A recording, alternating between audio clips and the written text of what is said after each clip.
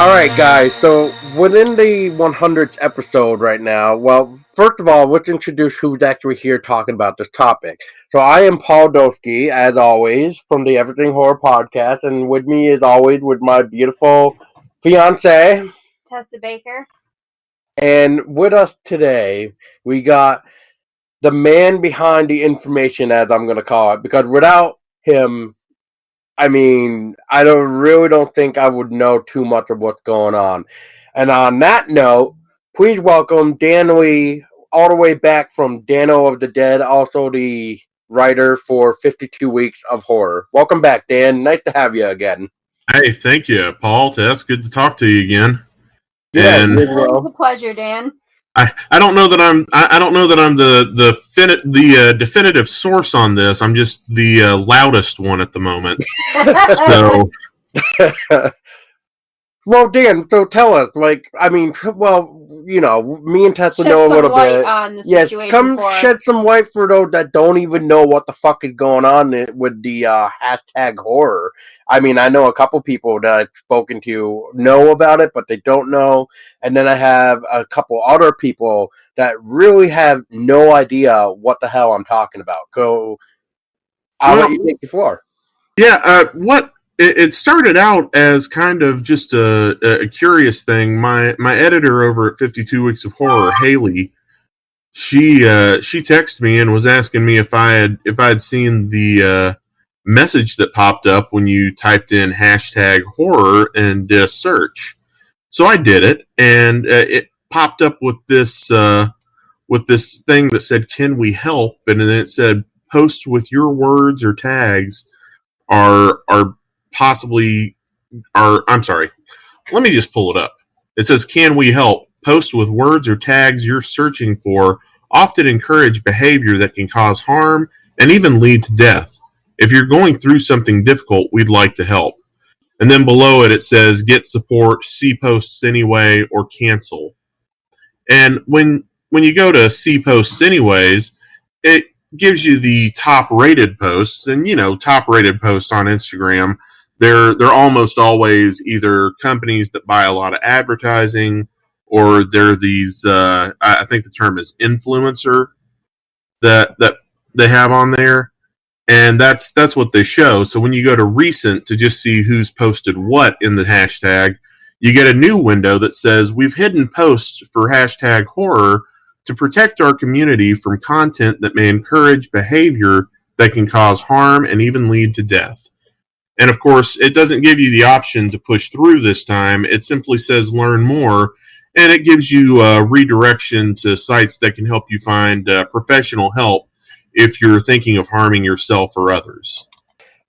So real quick, Dan, can you please elaborate of how the hell horror is like a suicidal thing? Like, I failed. Or Tessa, do you know? I fail to see how hashtag horror is going to make somebody want to go out and like off themselves or whatever.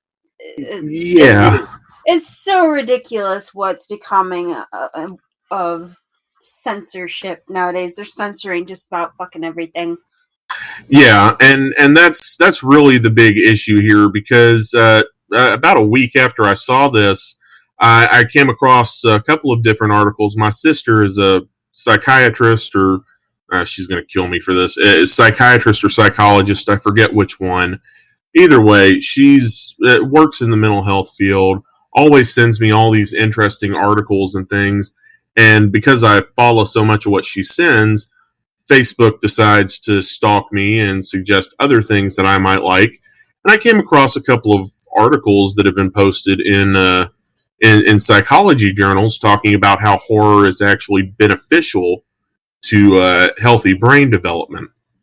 So it's when you've got experts that say that horror is healthy and that it encourages, brain development, it's kind of hard to swallow a company telling you the exact opposite about it. And I think that's the big problem, especially because we started, Haley and I started playing under our personal accounts with different hashtags, that should be popping up with these kind of flags. Hashtags like violence, radicalism. Most recently, I did true crime and crime scene, all of which take you to some very graphic, very real images. In fact, when I did violence, the same night we started talking about the horror hashtag, one of the first images in their top rated section was a video of an individual. He'd been in some sort of accident, and yeah, it was very clear that he had been killed, and it was extremely gruesome and completely uncensored. And I did the responsible thing as far as Instagram is concerned. I went ahead and reported it. The image is still up there, and that was 3 weeks ago. But thank God they didn't show a woman's bare breast or anything with horror, because then we'd need to start canceling accounts and getting some psychiatrists involved to help out with these disturbed individuals. Yeah, here's a pretty disturbing one right now that I'm looking at where, oh my God, like, this is, I just don't even know what to even say to this. Like, I'm looking at the crime scene hashtag right now for the top. Oh, yeah. And it's like two guys wearing gloves. I want to say, definitely wearing a face mask. And it looks like a decomposed corpse. Mm-hmm. And don't get me wrong, because I'm very much death positive. We're all gonna die, and I feel that horror really helps us come to terms with with a lot of the things that are involved in contemplating and understanding our own mortality. Hell, I was interested for several years in becoming a mortician and a crime scene investigator, and so this is just another day to me. But when you're talking about people that are disturbed, people that have tendencies towards acts of violence and harm against themselves or others, they're not looking for the B movie blood and gore. They're going out there looking for actual images, actual stories, and it's great. I love seeing all the stuff after these movies have started getting popular this year about Ted Bundy and Charles Manson. Just how much you can find on both of them searching through Instagram and social media, and so much of it is completely uncensored. But you come across something from a horror movie like Us or Hereditary or some of the classics like The Hills Have Eyes. When you start looking for horror as an art form, then you're running into these censorship blocks, and with the way it's worded is just even worse, because it's worded and phrased to suggest that not only is the genre art form and the community that's grown up around it something that should be feared, something that should be completely taboo and repressed, but the people that enjoy it are sick individuals that need mental health intervention. And I think that's the larger problem. Is it's not just censorship at this point; it's censorship with the added insult of saying that something is wrong with the people in the community. Yeah, kind of like it's saying, like, okay, you like horror, you like this death stuff, you like this gore, you like this whatever, but now it's not okay.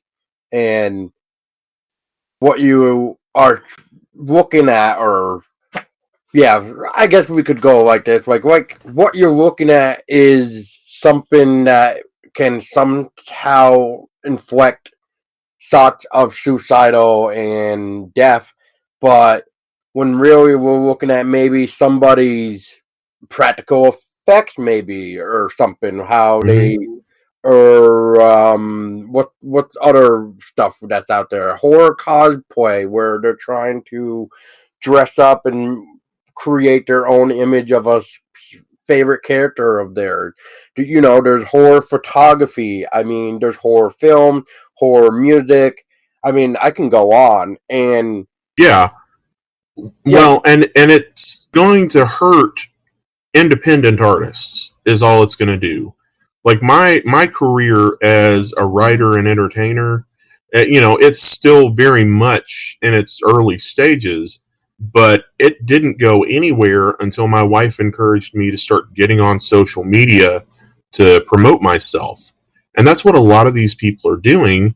And when they tag something as horror, unless you're just looking specifically for horror music or horror arts and crafts or horror whatever, then you just want to hit horror and see what cool things you can find.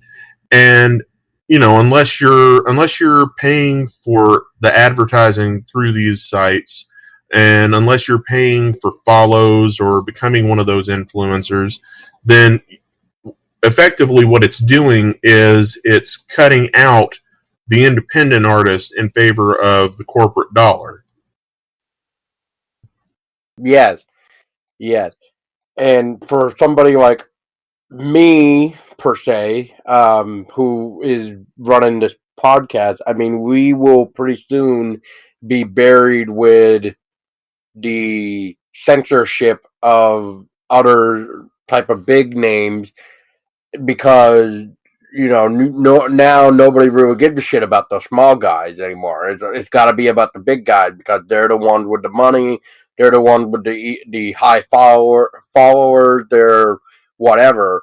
And I think one of the scary things that I even heard from, it was either you or one of the people at 52 Weeks of Horror, was talking about a very interesting theory where not only has hashtag horror been infected, has been affected by this being censored, but they brought up how maybe Instagram could probably start targeting other hashtags with the word horror in it.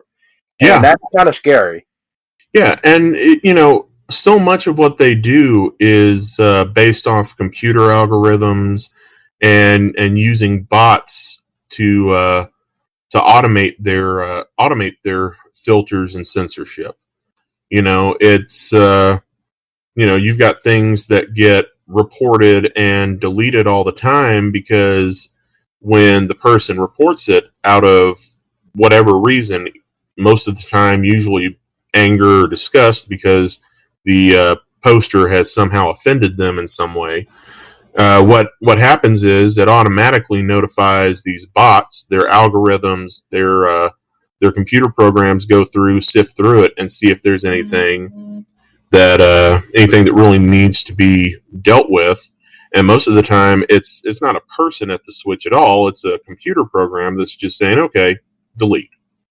And the problem is, once they realize that we get around the blockade on horror by, say, horror podcast, horror film, horror writer, they start adding the prefix horror in the tag.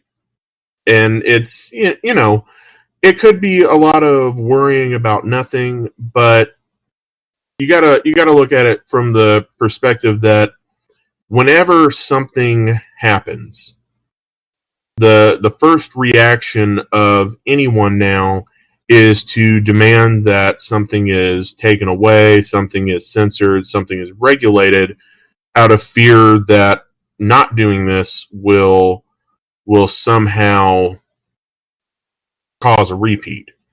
They did this last year. Tumblr actually just purged several people at the end of 2018, anything pertaining to adult content. That included horror, but their main focus was on sex workers, because their allegation is that by targeting this, they're somehow preventing human trafficking and cutting down on it, when in reality what they're doing is attacking an industry and a group of people that just happen to do something that is no longer as taboo as it was 50 years ago. So now you've got algorithms and companies that are targeting men and women that aren't necessarily doing sexual acts for money, but you've got people that are bloggers, you've got people that are sex coaches and therapists talking about topics and addressing issues that people have that before they might not have had any way to talk about and find out about.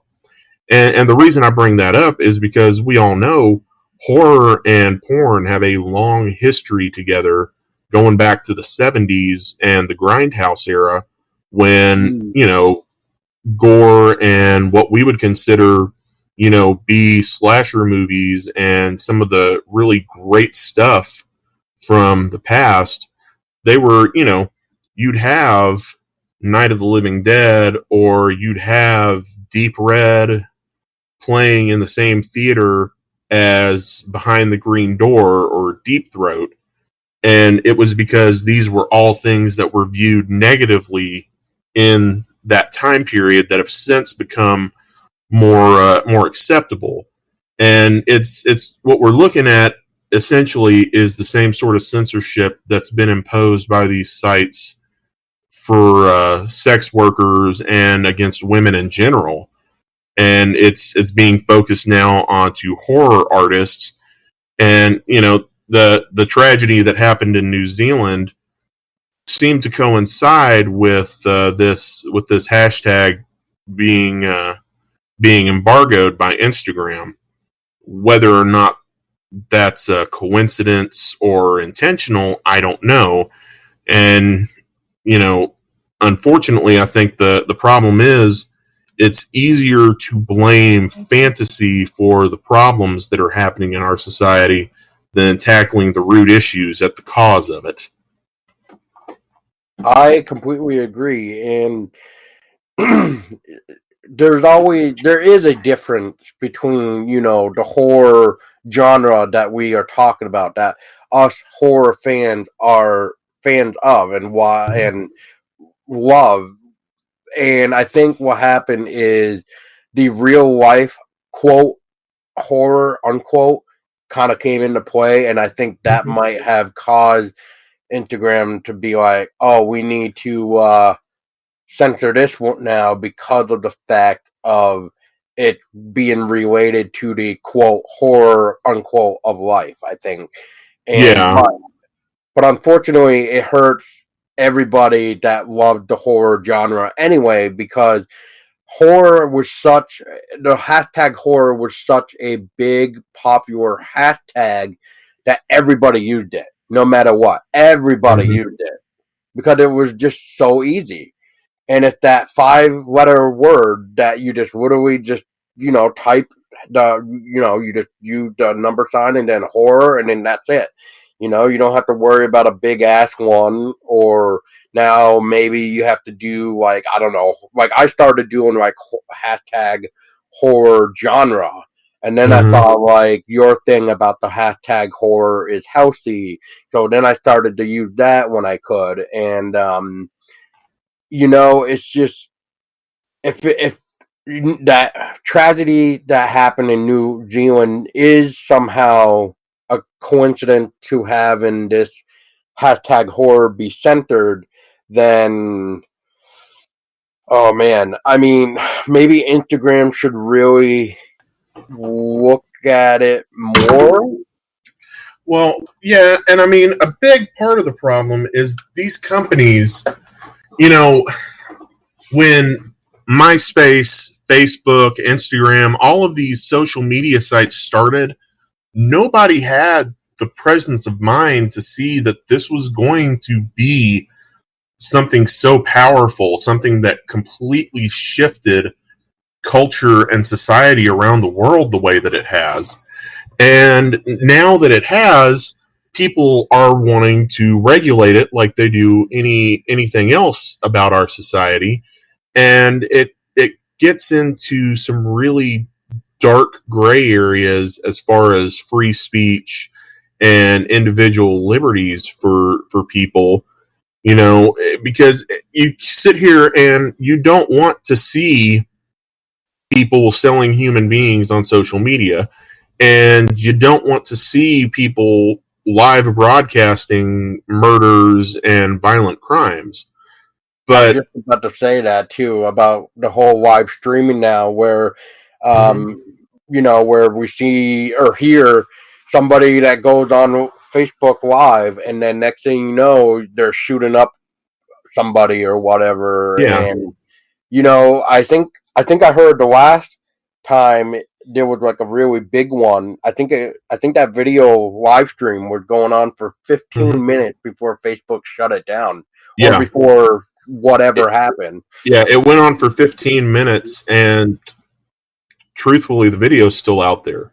The video will never disappear because that is the nature of the internet. That information hit the web, and it belongs to the universe now, and it's unfortunate.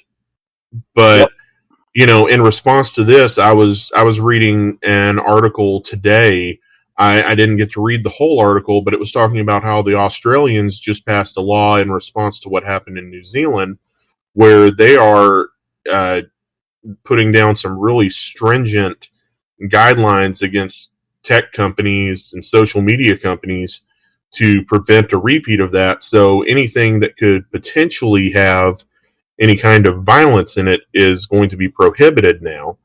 And again, it's great in theory, but not in practice, because just like Instagram banning horror, that's great. I've never done a search for horror on Instagram and come across any real instances of violence or violent crime. But, like I was just talking to you, true crime scene, violence, you can type in anything and get some really gruesome results. And you're typing them into tags that, they're just not concerned about blocking. And so it really feels less like a coincidence, less like a problem with their algorithm, and more like a targeted attack against a community of artists and creators. But that's the Hollywood influence as well. Jordan Peele, when Us came out, literally got on Twitter and said Us is horror, because everybody in Hollywood, all the major entertainment outlets, studios, they were all trying to sell it and call it a thriller, just like they did with Get Out, just like they did with Hereditary. And, the problem isn't horror. The problem is the perception of horror. We've got a society that grew up hearing ghost stories. It's the oldest storytelling tradition there is.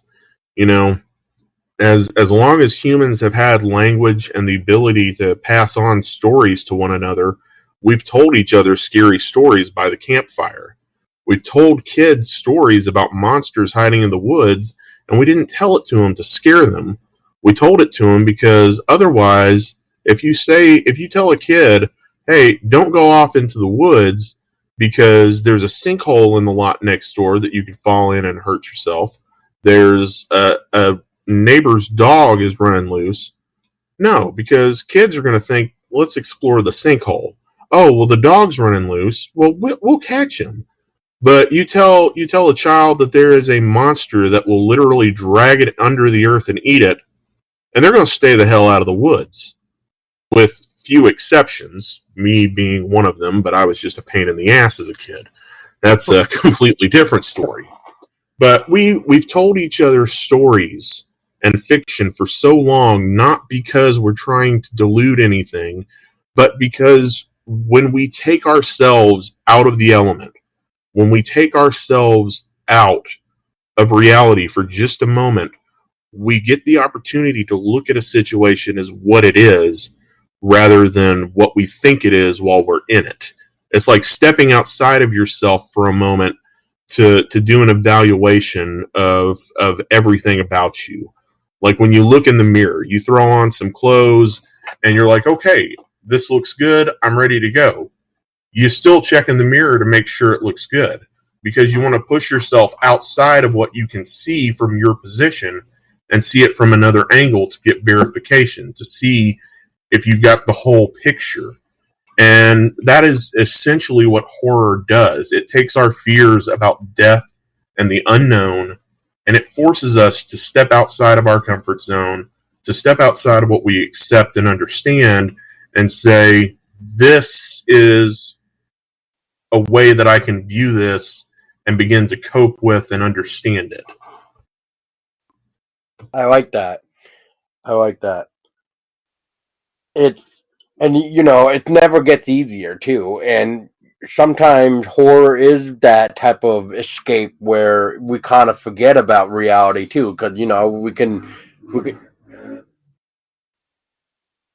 can indulge ourselves into the story and get lost and really forget the outside world and because we're rooting for the characters in the film to survive, or maybe we're actually rooting for the villain or something, like it's just part of the experience, the entertainment, and the what's going to happen next thing. I think that's why most films, like Wrong Turn, I hear Wrong Turn is going to be getting a reboot, but that had like a total of 6 films.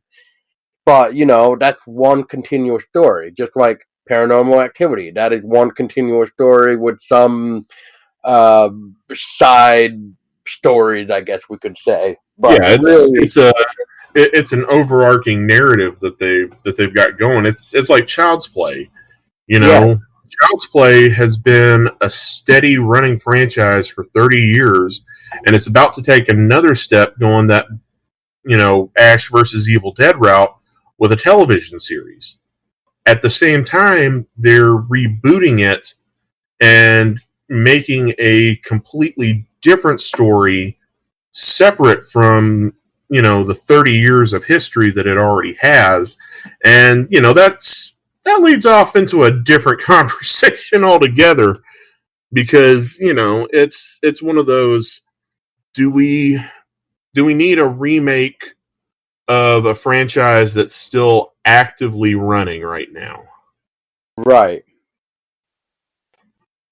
Oh man, that reminds me of that reboot we're gonna be soon getting from the what was it, 2017, 2018 of the Train to Busan or Train to something like that. Busan. Yeah, Jesus. There's a movie that just tap dances all over your emotions from the minute you start watching it. Like that movie, I was on I got on to watch that movie when it hit not Amazon, when it hit Netflix, because I just wanted to see zombies on a train.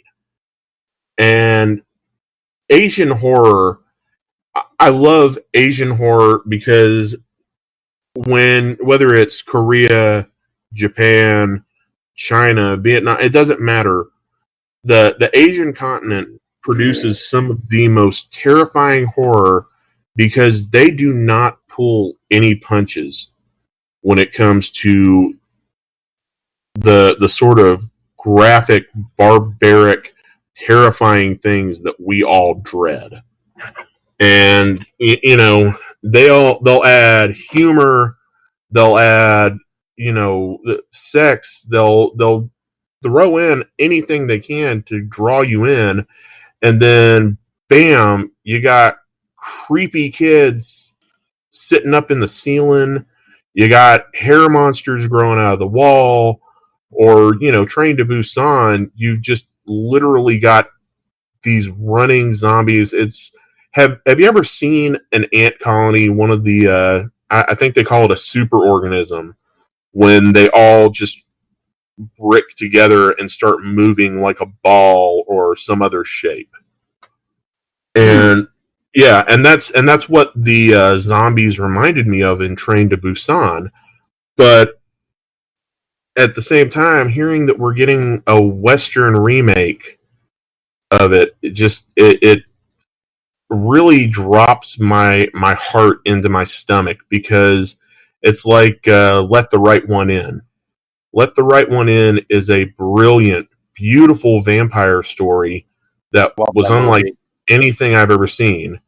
Let Me In is it's like a watered down English language distillation because somebody didn't want to read subtitles.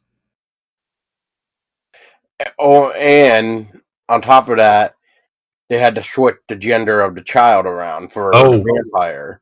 yeah. And which, in my opinion, to that film, I thought the little girl actually worked beautifully because, you know, you get the struggling father with his daughter per se, but then the way I look at it with what was it? Was it another struggling father with the struggle with the son, or was it actually a mother this Yeah, time? in the original one, it was a mother and her son, and then the little girl vampire that he befriended. Right. And you know, I mean, it's a beautiful movie, and I don't think we ever really truly need a remake, especially not within the same decade of a movie. You know, I don't think we need Train to Busan in 2016, 2017, and then Train to Busan in what, 2019? Is it coming out later this year? This year or next? Yeah, like we don't need. I mean, it's like getting the Great Value equivalent of some Lucky Charms. You know, I'll eat those marshmallow mateys, but they don't taste quite the same in milk. That's true. Yeah, and it's the same thing with horror. Like I love it, you know, and I'll end up watching the English language version and giving it a shot, because I try very much, even if I don't think it's going to work, to open up and accept the new experience, accept something different, you know. And I was pleasantly surprised sometimes. You know, I've been a diehard Ghostbusters fan since I was like 3 years old. And I had serious doubts when they did the all-female cast for the 2016 remake. You know, going into it, I wasn't entirely convinced it was going to be as good as the original. I'm one of the few people that really enjoyed it, I think. And, you know, I actually have more hesitation and concern over this sequel they're doing to the original that's supposed to come out next year. And you know, Yeah. because it's like, why do we need it? You know, is it necessary? I think some stories are just timeless enough that they don't have to be remade in a lifetime. You know, there's never been a good remake of It's a Wonderful Life, which is itself kind of an underrated horror classic when you look at some of the elements of it. You know, it's very mainstream until you get to you know, the part where he decides to try and jump off a bridge and magical beings intercept him and, you know, take him into an alternate reality where he never existed.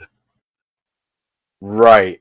But Which speaking of which, so I think we touched on it a little bit, but I don't think we really went into it. But we were talking about how the hashtag horror, how now with it being centered, it's going to hurt the small people, and like us, Dan and yeah, Tessa. Now, how does it affect like films though?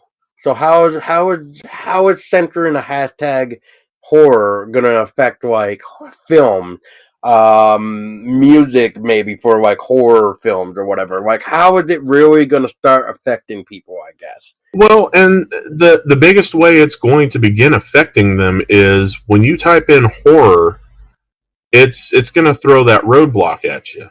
So you're going to have to, as creators first, we're going to have to be more creative in how we tag things in order to appear.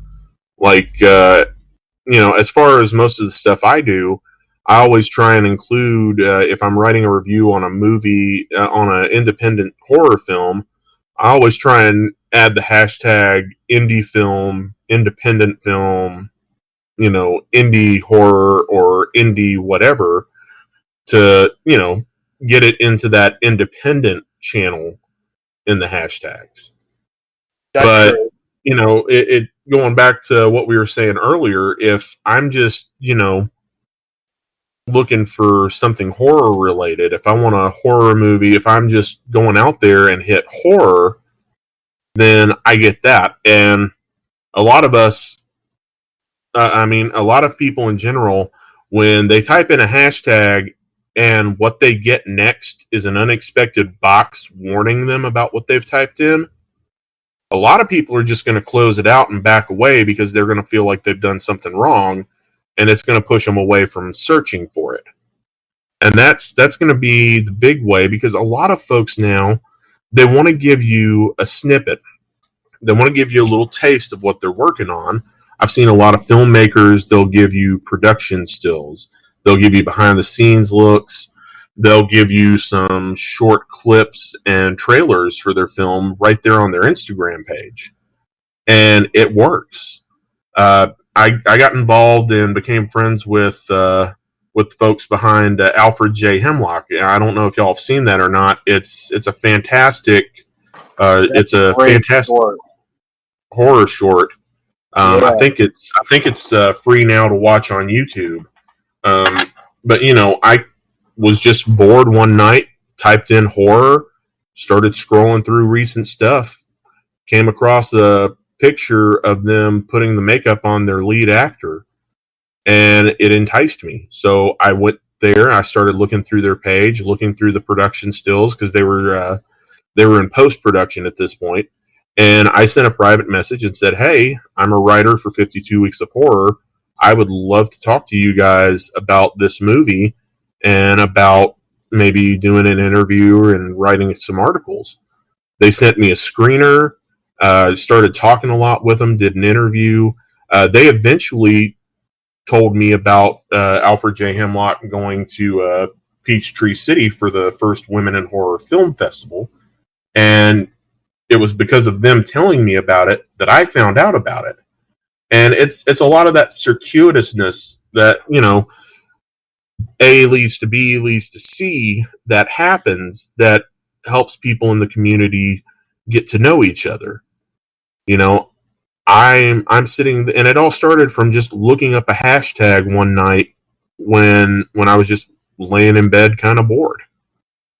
And when you start taking away that ability, you start taking away the ability of people within the community to just kind of have these sort of happenstance, meetings and connections.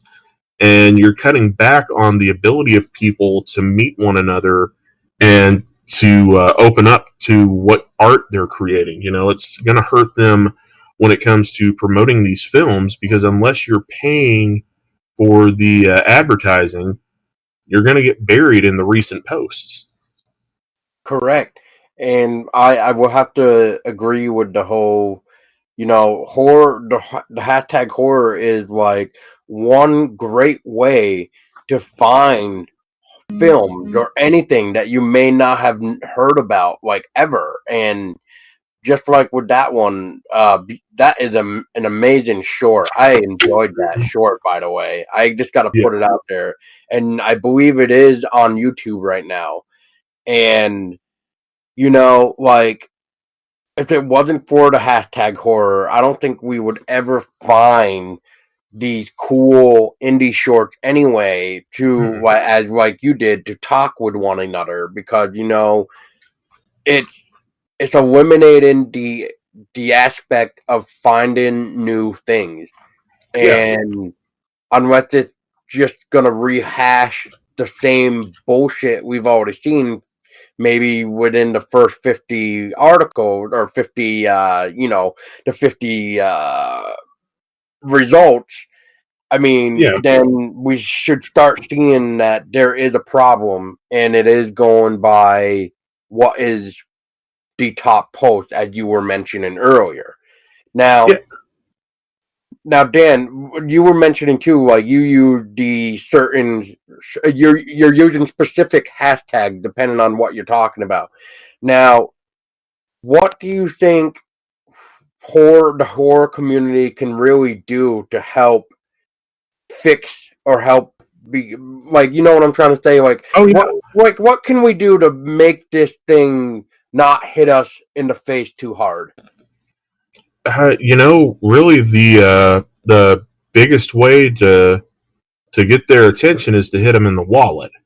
You know, if but it kind of goes back to what would be great is to see the entire horror community just completely up and abandon Instagram for a 24-hour period, just go completely dark and let them deal with that loss of revenue from people not clicking on their ads, from not going and supporting their purchase content. And but that reminds me of the email chain letters when I was in high school. This Tuesday is going to be National Don't Fill Up Your Car Day. Make the oil companies choke on their own reserves and whatnot. And it's like $23.5 million or whatever, like within a day. Yeah. Yeah, and it never works because No.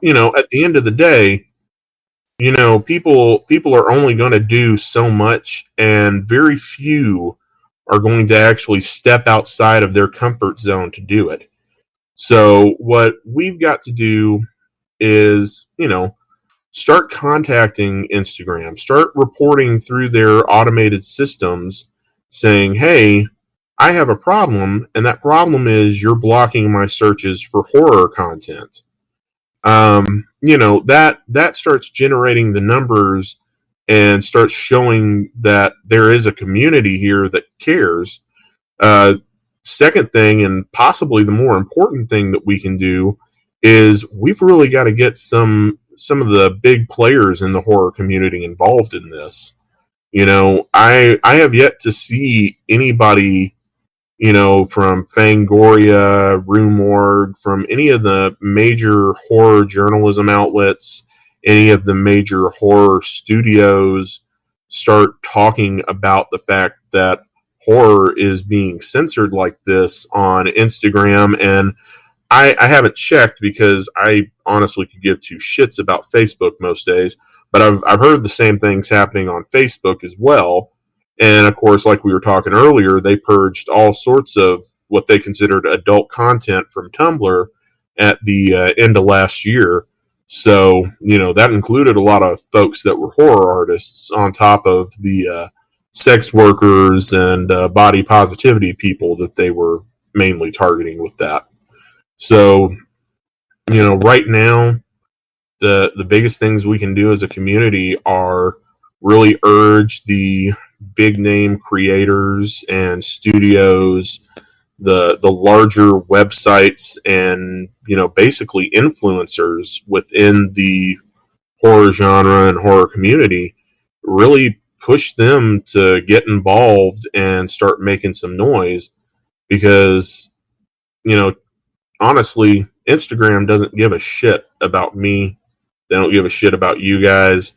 We're small ducks. If we're causing enough of a problem for them, they'll up and shut down our accounts. Ooh,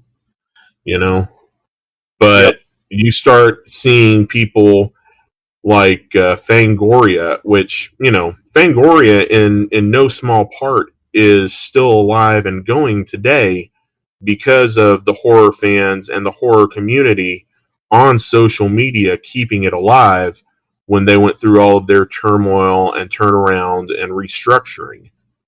Oh yeah, it was a high demand for Fangoria to come back. Yeah. People wanted it. Yeah. I mean, I used to love going into the bookstore. They'd put the horror magazines right there on the shelf below the porno magazines because, they didn't want anybody coming over there and actually looking at that stuff. They were just carrying it because, it sells, but it's that dirty little secret that, you don't want to take out in public. And, the horror fans and the horror community, they helped keep Fangoria on life support and keep it alive in the popular eye long enough for it to make a comeback. And really, there's a lot of horror celebrities out there that could truly say the same thing. There's a lot of, I think Ash versus Evil Dead is probably the best example. Bruce Campbell is a successful actor. He is one of those faces and personalities that you always remember. But the VHS movement is what brought Evil Dead back to life and introduced it to a new generation. And hitting the digital era, that truly is what springboarded Ash versus Evil Dead into existence. And it's that kind of, it's that sort of social media activism, though, where we really start making noise, and eventually somebody that has the ability to do something does it because they hear and they say, you know what? I agree with you. It'd be cool. So honestly, at this point, make noise, make it loud, and make sure they hear you, because that's the only way we're going to get it to change and get it back to normal. I had somebody suggest to me on Twitter today that, maybe some sort of content warning. Again, I'm not a fan of censorship at all, but I would rather see a search for horror include a content warning before giving me access to what I'm looking for than this nonsense of giving me access to what they tell me I can have and then not having access at all to anything else. That is true. And to touch on what you were saying about Facebook, I can confirm that today I noticed it, that when I posted a post up on Facebook, well, from Instagram to Facebook, that thing, you know how with Facebook, if you remember anyway, Dan, but for all those two that are listening, usually when you are on Facebook and you're looking at a website that uses a hashtag, most of the time the hashtag will be like a bold looking link. Mm-hmm. This time the hashtag horror is just regular text. It is not a link itself. It's just broken. Like, it's not working at all. And I ahead. think I saw Stacy Cox from DecayMag. She posted something like that earlier tonight too, before I got on here. Yep. Yeah, she did, because what happened was I went into our group and I mentioned that I think it's happening on Facebook with a hashtag horror, and it's not just Instagram. Because what I even did too was I opened up Facebook, and I'm doing it right now. So I'm trying to think of an example here. So you mentioned a good one earlier, crime scene, I think it was. Yeah. So let's see what comes up if I do crime scene for hashtag on Facebook. Oh, look, it's not bad. I mean, there's some links, there's some whatever, but I mean, does it really work as a post yet? I'm not 100% sure, because I'm not really posting anything, but let me try it real quick. So right now, I'm actually typing in crime scene, hashtag crime scene. I am going to publish it right on my wall right now. Oh, look, crime scene actually works, Dan. Mm-hmm. And, oh, yeah. And what's the other one that you were saying? What was the other one real quick? It was a really good one. True crime. And I had violence earlier that I did. Oh, look. Yep. There's true crime right there. Yep. And then violence, you said? Well, check out violence real quick on Facebook. Let's see here. Violence. I'm just curious to see this. Yep, there it is. Look at that. Ain't that scary? Now, with horror, what do we get? Jack shit. Yep. You just get a normal text, just a normal text, almost like it doesn't even exist. So what the hell is going on here? Yeah. Well, and it's just more of the same crap that as a genre community, as a group of artists that we've got to continue to deal with. It's that fight for legitimacy. It's that fight for what? I'm sorry. Sorry, I've got a phone trying to dance its way off my desk at the moment. It's we're fighting for legitimacy. You know, a lot of other art forms, they're more accepted in the mainstream, and even though we've got some great mainstream horror out there right now, you know, The Walking Dead has created kind of a renaissance for the zombie subgenre. You know, to the point where it's honestly getting a little tiresome. But you know, we've proven as a genre, we've proven, you know, Robert Kirkman, Frank Darabont, Jordan Peele. Like I'm excited. I'm not normally excited about remakes and reboots, especially of ones that have been done to death. But I am excited as hell to get a chance to sit down and start watching The Twilight Zone. Because I feel like if anybody is going to do Rod Serling's classic justice, it's going to be Jordan Peele. And I've heard nothing but good things, and I want to see it for myself. But, you know, as a community of artists, we've proven time and again that when you make an R-rated horror, when you create something for mature audiences that's going to scare the hell out of them, it's going to draw in a crowd. You're going to make money off of this. You're not going to lose out in production cost. You're not going to lose out in advertising costs. Hell, advertising comes almost free when you think of the number of horror websites, podcasters, bloggers, writers, fans that are out there constantly sharing this information. I mean, you almost don't have to put any kind of advertising budget together for mainstream horror because it's going to do its own job. You know, people are getting excited about the Sosa Sisters Rabid remake. Again, not a fan of remakes. Cannot wait to see this because again, if somebody can pull off, you know, doing a remake of this film, it's going to be them. And the problem is, well, one of the problems is I've just gone off on a complete tear and forgot what I was about to say. But you know, I think the problem is we're fighting for legitimacy because we've got proof in the last 2 years alone that horror is wanted, that the mainstream audiences are there the same way they're there for superhero movies, like everything that Disney and Marvel throw out. You know, that same audience exists. That money that these studios and executives want is going to come flowing in so fast they can't count it. But they want to continue to insist that it's thriller, that it's action adventure, that it is anything other than horror. And that just perpetuates what, you know, it's let me rephrase this because I'm stepping all over my tongue here.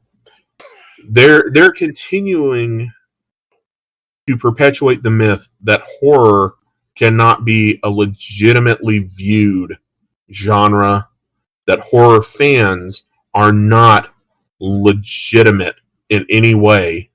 And, you know, it's just undercutting everything that we as a community work towards.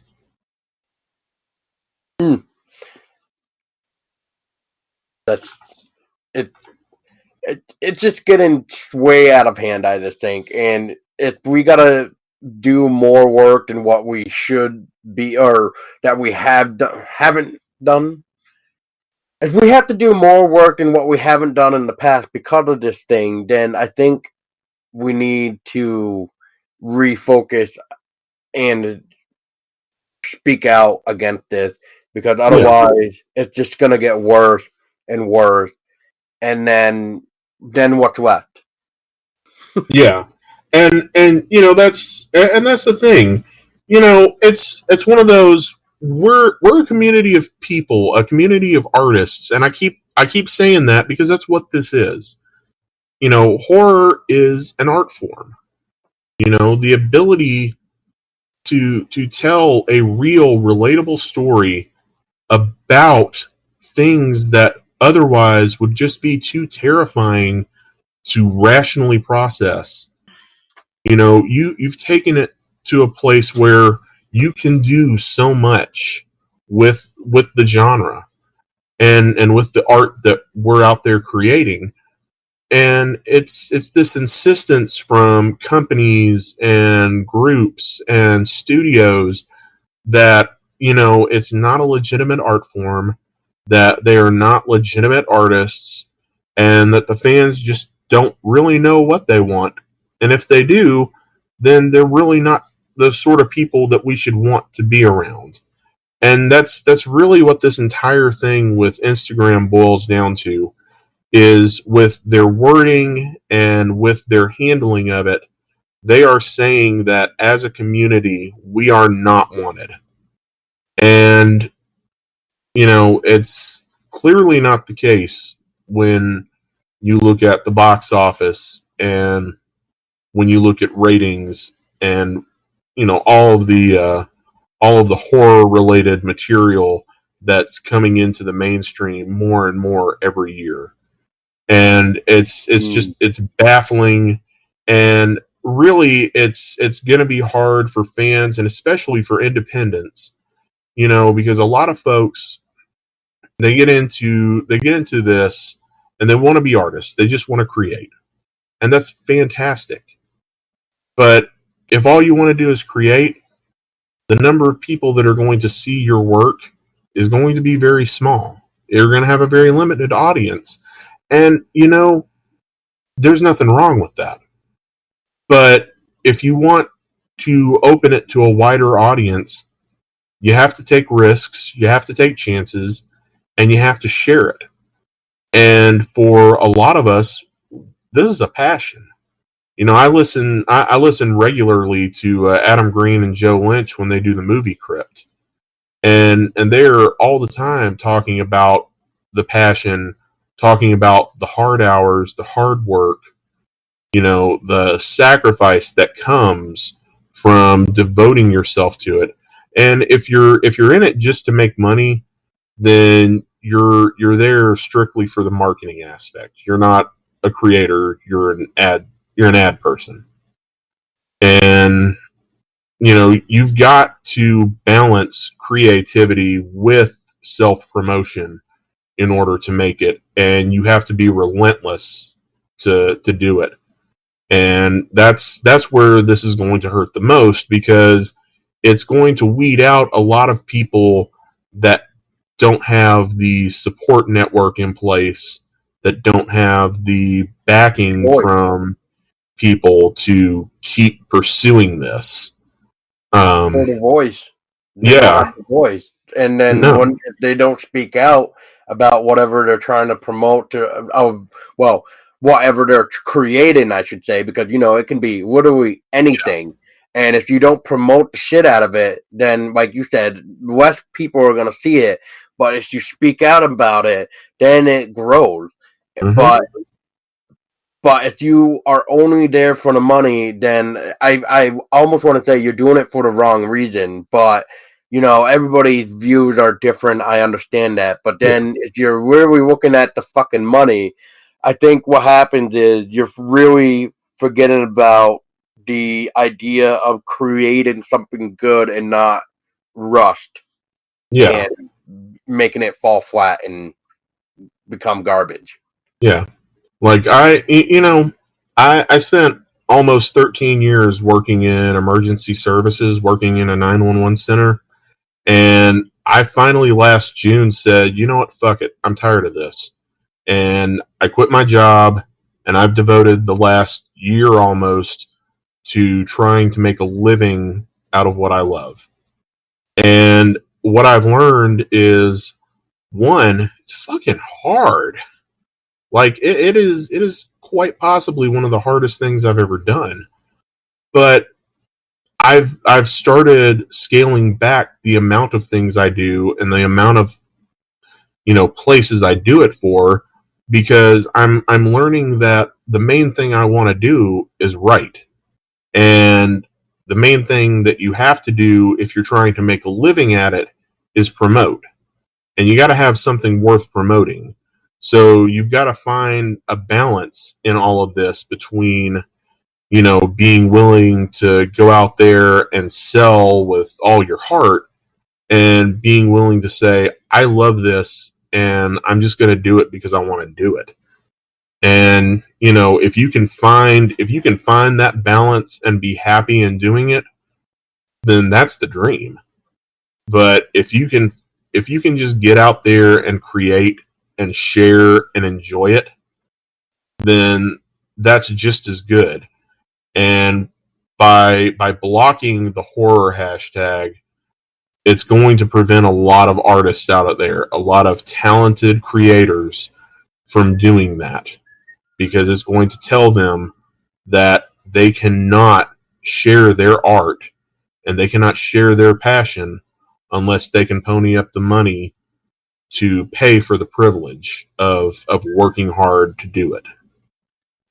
And what brings up an interesting question. Sorry to cut you off, Dan, no. but before I forget, now I'm surprised you haven't mentioned it yet, or if somebody hasn't really said anything. But I'm almost thinking, when it comes down to the horror community, you know how usually when something bad in the world is going on, right? Mm-hmm. What's the first thing that comes to what usually happens when the storm of social media comes up to play? It's a petition. Mm-hmm. Could that actually work? It won't, because they've tried it. And going back to the whole, Instagram with its censorship of women and female nudity. There was a movement that still goes on. It's a hashtag Free the Nipple, and I can remember seeing a couple of petitions over the years to try and get Instagram to loosen the reins, so they're not, sitting there and blocking these artists, because like we were talking about earlier, there's a lot of photographers out there that do artistic photos of people. Oh yeah, they do gorgeous work. Yeah, and just like with horror, Instagram has this weird policy: if it's a painting or drawing of a woman, she can be completely nude, but if it's a photograph, it has to be censored. Horrify Me is a company in the UK that specializes in doing horror photography, and they've got some just incredible fucking stuff that they do, and they've got a lot of new. There's this great female pinhead that has gone around for a couple of years now, and it's very sexy, it's very intriguing, and this is some of their earlier work that they did, and it's one of those things. They're completely off of Instagram now, and usually it's a teetering back and forth with Facebook, because they have to fight so much with the censors. Then on top of that, they're British, or well, let me rephrase that. They're in England. I don't know if they identify as British or what, and I'm not going to get into all of that because I know I will piss somebody off somehow by misspeaking. Oh, we're always good at that. Oh yeah, but England has just got the weirdest, just some of the weirdest and most bizarre censorship in the world, in the free world, I should say. And they censor the hell out of horror. I mean, there are still horror movies from the 70s and 80s that are literally banned in the United Kingdom. that you cannot see at all. And, it's bizarre. And, as a community, you want to petition, you want to rally, but the only thing that's really going to change Instagram's mind is money. And it's going to have to be either the adding of cash to their coffers in order to open up the hashtag again, or the threat of losing some substantial cash before they do it. Or we just need to have big names step up and start speaking out against Instagram too. Well, and that's exactly why we need that, because when you get them to start stepping up and saying, "Hey, this is not cool. This is not something that we are okay with, and you need to fix this." When there's the potential that these people are going to leave the platform and take their followers with them, then they start to prick up their ears and start to notice what's going on. And, that's one of those things where we need it to happen. We need it to happen soon, because it feels to me like the very gradual, nothing major ever happens all at once. It is a very gradual step process. It builds, and this is just a continuing growth of censorship against this particular art form. So, right. What happens next? Do we see them go after other genres? Do we see them go after specific artists or specific types of art within these genres? Will it suddenly be, well, horror film is okay, but not photography. We're going to let horror music, but not podcasting. We'll let certain writers have access to the platform, but others, their work's just not right for what we want, so we're not going to allow them to use it for that. And, again, it's just these entities have created something that has become integral to the community, and now it's becoming a problem because they're trying to retool how it's done, and they're trying to take that control away from the creators. And it's just, censorship just sucks all the way around. And if you cannot self-censor, if you cannot say, I don't want to see this, I don't want to experience this, and I'm not going to, then you need to get the hell off the internet. You need to get the hell out of the world. Really. I mean, go live in the woods, go live in a commune, go live somewhere where you don't have to risk having your sensibilities threatened by what is being said, done, and created.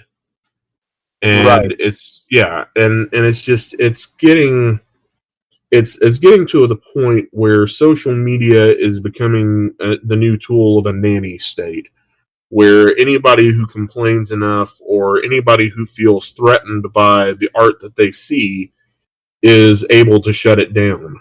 And just saying that reminds me of, I follow some cosplayers, and like the cosplay and fandom convention circuit, that is a total shit show, because for people that grew up as nerds, geeks, ostracized, bullied, ridiculed for the things that we found joy in, we have become communities of just such petty, hateful assholes. I'll see cosplayers that are literally building, like learning and sharing their process, that are building some really cool rigs, and then you've always got this one dick that'll get on there and with just the intention of publicly humiliating this person for exploring their hobby, for exploring their interest or their passion or their art. And it will start a chain reaction that becomes an argument that eventually leads to the whole post getting deleted, because, either the person who posted the picture is tired of seeing this bullshit in their feed all the time, or one of the algorithms caught something, that was amiss, or somebody reported the post itself in order to win an argument, and there it is, it's gone. And it's the same problem in every branch of fandom, in every branch of art.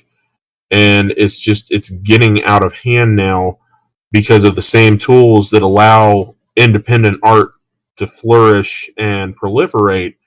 It's also allowing these trolls to get this win.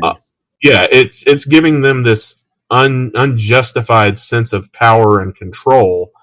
And it's really got to be like the whole issue needs to be a very large and very heated conversation about self-change and allowing some openness of our own minds and our own abilities.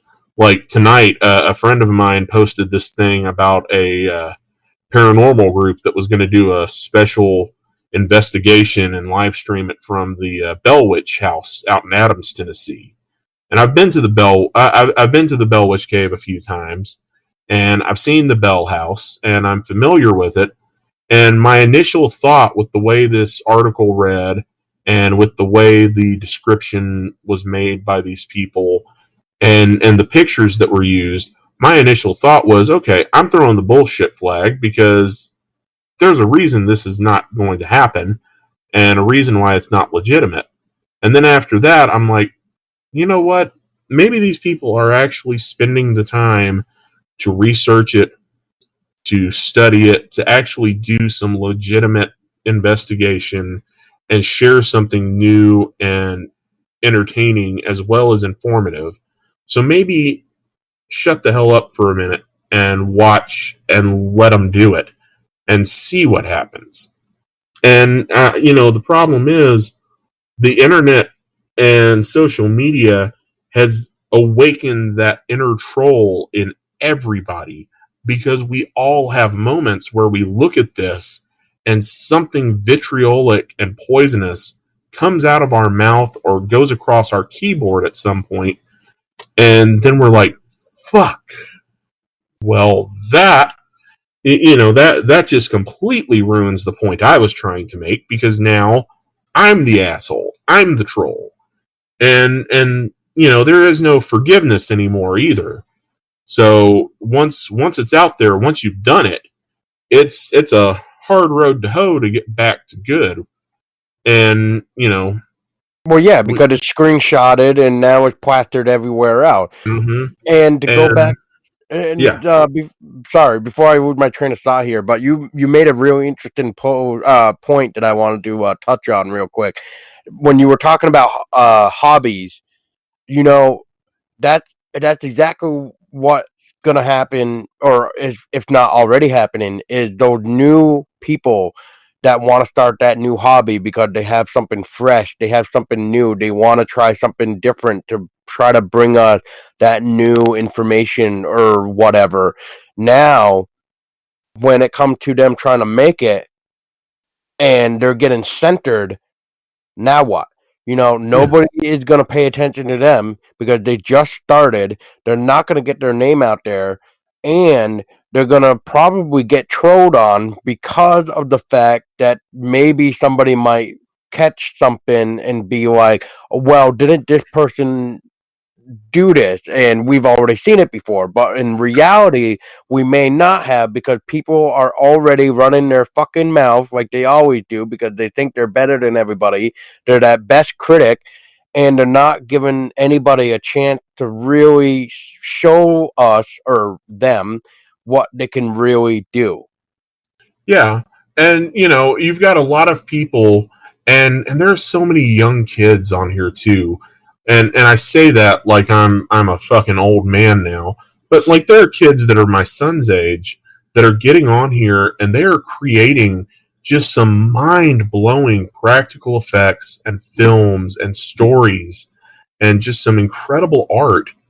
And you're already talking Kind of like about that 9-year-old?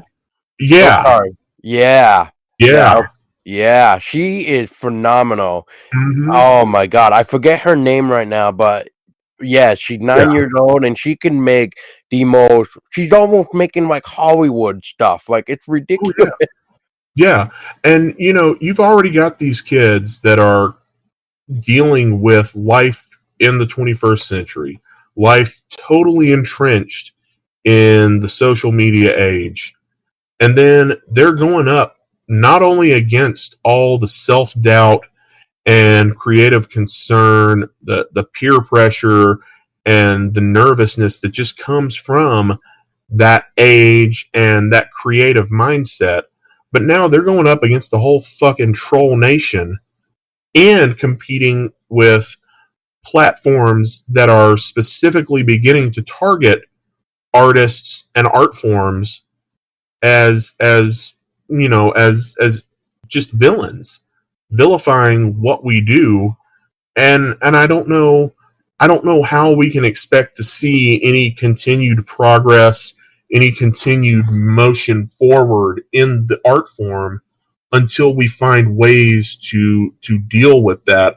Because it's that 1-2 punch. It's not like you're either going to have to deal with the trolls or you're going to have to deal with the censors. Now you got to deal with both, on top of all that crippling self-doubt that so many creative people have, and that worry. It's mind-boggling to think that anybody under the age of 30 is still trying to do anything new and inventive and creative when you've literally got generations ahead of you talking about what a piece of shit your generation is. You've got the online community constantly looking for ways to pick apart everything you do. And now you've got the platforms themselves where you share this work coming down on you and saying that there is something mentally defective about you because you're doing this. That's because the internet has become the new bully. It's no longer outside in the school. It's now the internet. Oh yeah, it is. It has literally awakened the inner bully in so many people. There are so many people. I refuse to name them because some are friends and family. But I will see posts on social media. It's one reason I said to hell with Facebook for the most part. I try not to do anything now, but share baby pictures with family and friends, and then of course update the sites, the social media that I write for. So unless I'm sharing baby pictures or sharing new articles, I try and stay the hell away from it because it's just so toxic. And I see things from people, and I'm like, wow, you're actually kind of a shitty human being, and I hate that I know you. Yeah, you're kind of a shit bag. Yeah, and well, I guess I'll see you on Thanksgiving too. Oh boy. And it's those things that you want to, and part of you wants to fight against it. You want to get into those heated internet debates, but nobody wins in a fight on the internet. I don't think anybody has really come to that conclusion yet. You don't win in a fight on the internet. No, you don't want to know what it comes down to on the internet. It's who blocks who first. Yeah. That's what it comes down to. Yeah. Who can report who the fastest? Who can create the most bullshit thing to start trouble with? And it's all an extension of that. It's, there's so much wrong with our society, and we want to fix it all, and we want to fix it all at the same time. We want to fix it all right now. And the problem is, it didn't get fucked up overnight, and we're not going to unfuck it in the course of a weekend or, via posts on Facebook. We're going to have to actually put in the work and the time and the effort and accept the fact that there is a good possibility that it's going to take more than our generation to actually fix the problems. But as far as the hashtag horror thing, we got to be loud, we got to be persistent, and we got to stay on it. because that's the only way we're going to eventually get people to recognize and accept our art form, our community for what it is. That's right.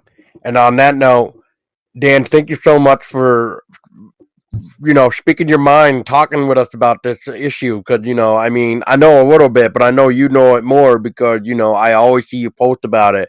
And one of the new things that I've seen, which by the way, was it you or who was it that decided to create that new one, the hashtag horror is healthy? By the So way, that actually came up on the 52 Weeks of Horror. We do Jeff and Haley do a Twitch live podcast every Wednesday, I think it is.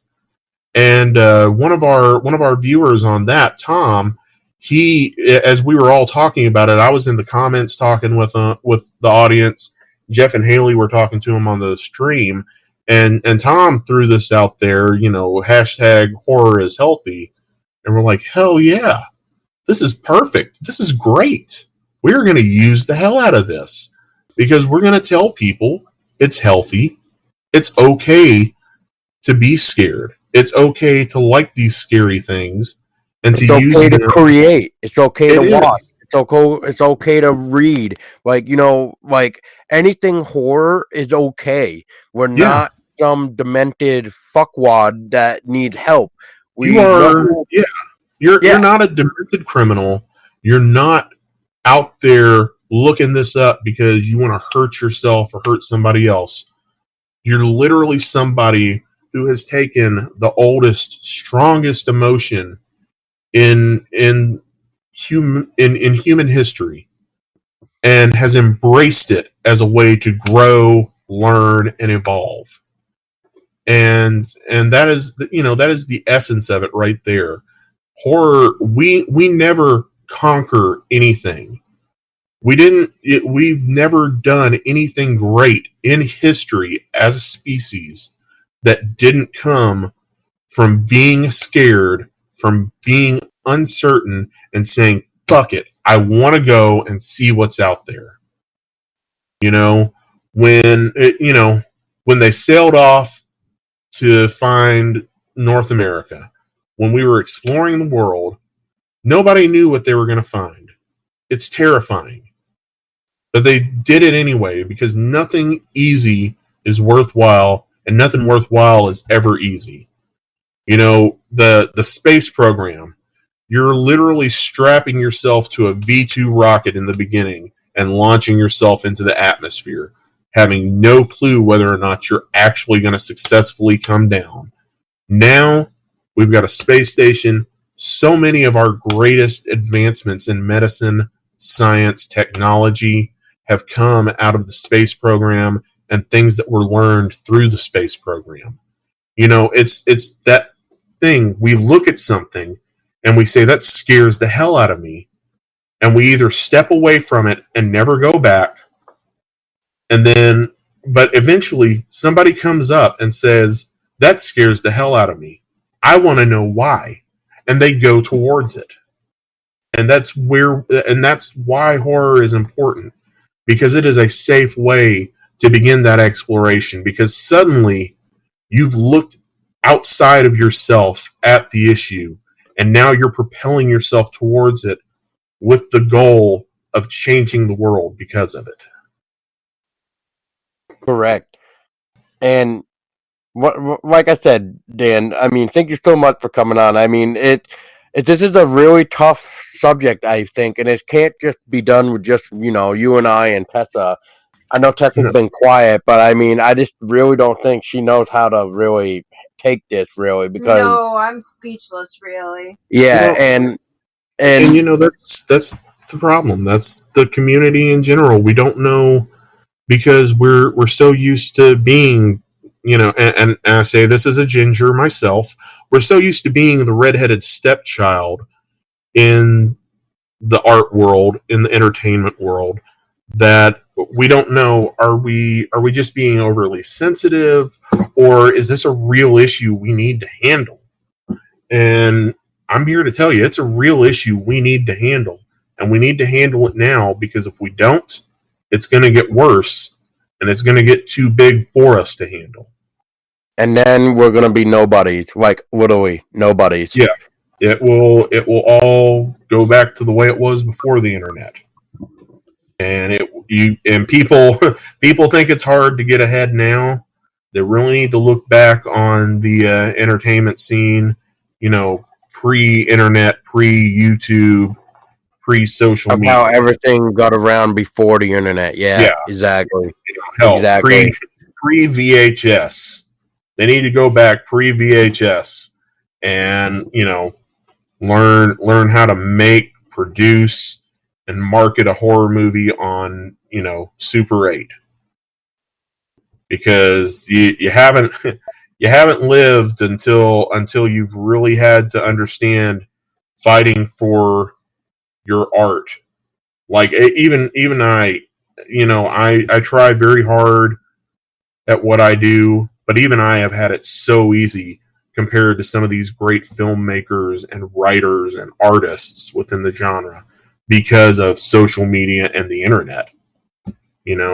We all as a community need to step back and appreciate the art for what it is, and rally together to make sure that it stays available to anybody that wants it. Right. And once again on that note, really in conclusion of this hashtag horror thing is people need to speak up. Do not be quiet. You need to speak up, because if you do not speak up, we're going to become buried, and nobody's going to hear our voices because we're already been so buried that it's going to be hard for people to take that shovel to dig the garbage from above us. And if you do speak out, you need to, because once you speak out, it can create a chain reaction where everybody speaks out.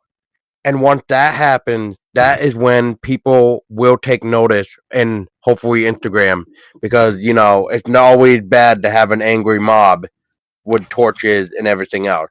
But if you just have that one Barbie doll in your hand because you're not talking loud, then I guess we can just tear the doll apart and set it on fire, because that's literally what it comes down to. Yeah, do it now. Do it loud, because honestly, I don't think we'll get Facebook, Instagram, Tumblr. They're all the same company. I don't think we're going to get Instagram to change, but I think we can hopefully prevent other outlets from following suit.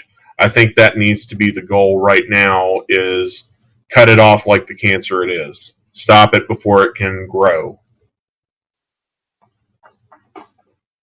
So thanks, guys, for having me on, and congratulations on 100 episodes.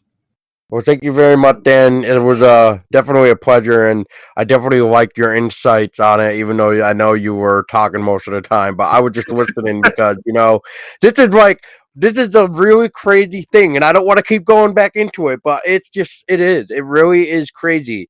And the only way we're going to win this battle is by people like you listening, and maybe your mom that's listening behind you.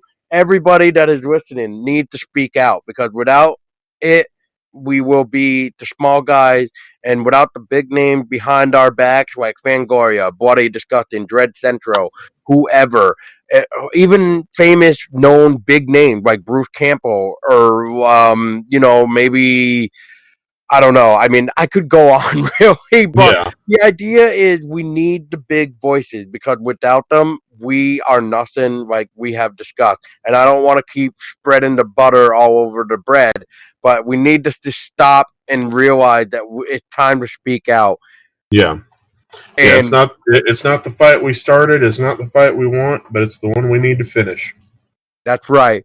And on that note, everybody, thank you. And this was Dan Lee from Danno of the Dead and 52 Weeks of Horror. I was just Podolsky, of course, with my lovely fiance, Tessa Baker. And as always, well, in this case, everybody, not only do we want to stay scary, but you need to remember that what, Dan? Horror is healthy. Thank you, Dan, so much for your input and to chat with us. I mean, it was useful and it was very helpful as well to help us even learn. But to take it even further, we got on board with us Jeffery and Haley to put in their thoughts about the ongoing Instagram censoring #horror. Thank you so much for joining. Thank you, everyone, for listening to Everything Horror, and thank you, Everything Horror, for inviting us over. I'm Jeffrey Potts. I'm with 52 Weeks of Horror, and with me is Haley, my co-host, my partner, my everything, my creation. Also with 52 Weeks of Horror, I am. Also with 52 Weeks of Horror. How you doing, Haley? I'm doing great, Jeffrey. How are you doing? I'm good, but we really need to address a problem, and that is #horror on Instagram. I know it may seem silly, it may seem a little trite, but here's the thing. I don't like people telling me what I can and cannot look at when it comes to my horror content. And Haley, hey, our social media expert, manager, everything, who is amazing, she actually brought this to my attention first. So what happened? So I was searching up horror to find new horror content to, maybe reach out to someone and say, hey, can we interview you or something? Yeah, we like what you're doing. Yeah, that's what we do. And so I did that, and this was after the new update, and greeted with a message that says, posts with words or tags you're searching for often encourage behavior that can cause harm and even lead to death. If you're going through something difficult, we'd like to help. And then you can click get support or see posts anyway. Well, I'm like, I'm not going to hurt anyone or myself. This is a great art form. Why would I do that? Right. And so I went ahead and clicked see posts anyway. Guess what? There's nothing there. Under recents. Oh, the recents, right. The recents tab, there's nothing there. There's something under the popular one, which is if you get like thousands of hits a day, which we're not that. Right, yeah, man, it's hard. It's hard to get thousands hits a day, especially when you're doing horror type stuff. I mean, let's just be honest here. I mean, I love horror. I think everyone who's listening to this podcast, everyone who is listening to Everything Horror, or even comes over to 52weeksofhorror.com, I think you can safely say we love the horror genre. We love everything about horror. Right. But here we are now, unless you're making like thousands of hits and different influencers a day, your stuff, anything that you do, either whether it be art, just writing, something that you experienced as kind of being scary, that is all now just drowned out. Which we had experienced on YouTube starting out because of the new algorithms and adpocalypse and all of that.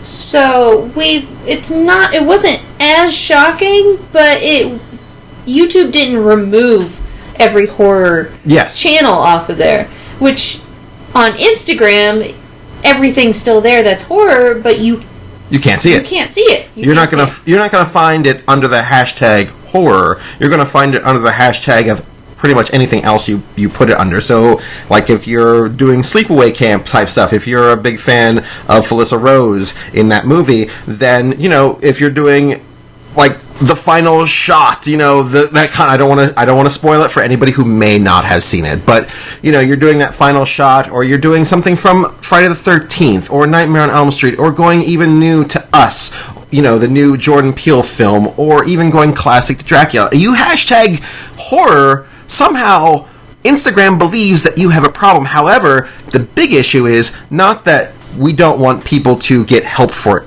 mental health issues. That's definitely something Instagram needs to address. They've been needing to address it for a long time. Absolutely, and I want to make this point very, very clear. We are in favor of people getting the help that they need.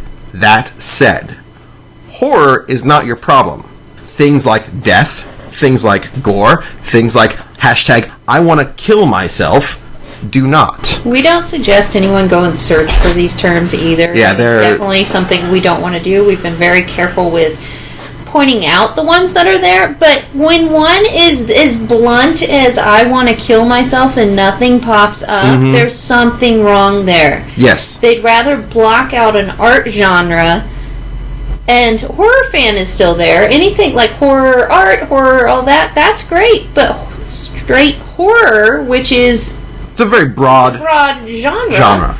is not there. Yeah, and that's a problem because that's affecting people, not just fans of horror, but artists, people who want to sell products that are horror based, people that want to reach out and get in touch with a community that is very open, I would say. I don't know about anyone else, but I would say ever since entering into the horror community, which again, I was nervous back in the day. I was scared. I was like, ooh, do I go to my first Monsterpalooza? What's this going to be like? Are people going to see through me that I haven't seen every horror film out there? No, that's not what happened. They were very open. They basically, literally embraced. The horror community's amazing. Embraced we wouldn't us. have half of the things we have without the community. We wouldn't have Dan if it wasn't for half of the community. Right. And the ironic thing, even though this hashtag business is just ridiculous, we've actually met a lot more horror people through this terrible mistake that Instagram has made. So we want to share the hashtag horror is healthy because that's what it is. Yeah, and hashtag, it was so funny because this made me so mad. I was like, Jeff, we have to make a post on this. We have to discuss this. So we did our podcast. One of our followers, Tom, said hashtag horror is healthy after everything. We're like, right. Oh, that's genius. And so after that, I said, Jeff, we need to make an Instagram post. We need to do something. Right. So he made the hashtag horror is healthy photo. Mm-hmm. I posted online, gave out my little spiel of how we felt about it, and before we knew it, everyone is sharing it. Yeah, and I think what I want to do is make it available for everyone to post on their stuff. Feel free to share. Feel free to take it, use it. By all means, this is not something I'm trying to like copyright in any sort of way. I want people to get the word out that horror is healthy. That people go through life and they have benefited from horror. Because we don't hear about it, because you don't hear about the good it does, that the genre does. We only hear about, there's slashers, there's murderers, there's killings, there's monsters. These are things that people should be scared of, should be afraid of. We're here to tell you that's not the case. That's not true. There are things up there on Instagram that are not being flagged. Things like, shoot me, I want to kill myself, strangle. I don't want to listen to it. Yeah, no. There's some horrible pictures with that. Yeah, there's gun violence. Gun violence is one. You know how many photos? Like, I've seen enough that I don't need to see. Yeah, no, it's bad, and to just simply pull out horror as your scapegoat, as something that you can pick on, is quite honestly not very original, because people have been trying to do that for years, and we just keep coming back. We just keep coming back like we rise from the grave. We're like zombies. No, we're not. No, we're not. Don't say that. But we're also here to support. We are. There's artists that we support. There are just the horror fans, people who love this genre, people who love Halloween, people who love, painting, photography. Yeah. There's people express themselves through art. And that art can reflect things that they love, which can be horror. So don't think that horror is something that should be maligned. Don't think that horror is something that people should be protected from. They should be exposed to. Because maybe not everyone can handle every single type of horror film. You need to know your limits for sure. But censoring an entire genre is not the way to do it. Everyone who is sharing hashtag horror is healthy, don't just share it. Also, tag Instagram in it. Report that there's a problem. Be professional when doing so. But definitely report it. Say, this is what is out there. This is what is being flagged. And with that, thank you all so much for listening. We really appreciate everything for having us come on and talk about this problem. Talk about this ongoing situation. There'll be more to report, so check back in. And until then, thank you all, and don't forget to keep making that scary. Bye. Wow, thank you so much, Jeff and Haley, for your thought. That's really great. And you got to do professional about it. You got to look at it professionally, because otherwise we're going to be looking like we don't really know what we're talking about. It's going to be unprofessional. But us small people can only do so much, and when it comes down to it, we need the bigger names involved, and without the bigger name, we are not going to be looked at. But unfortunately, with the big names, they probably find it as an advantage because now we got the quiet people like us quiet. Now it's all about the big names. It's all about the big brand. It's all about the money.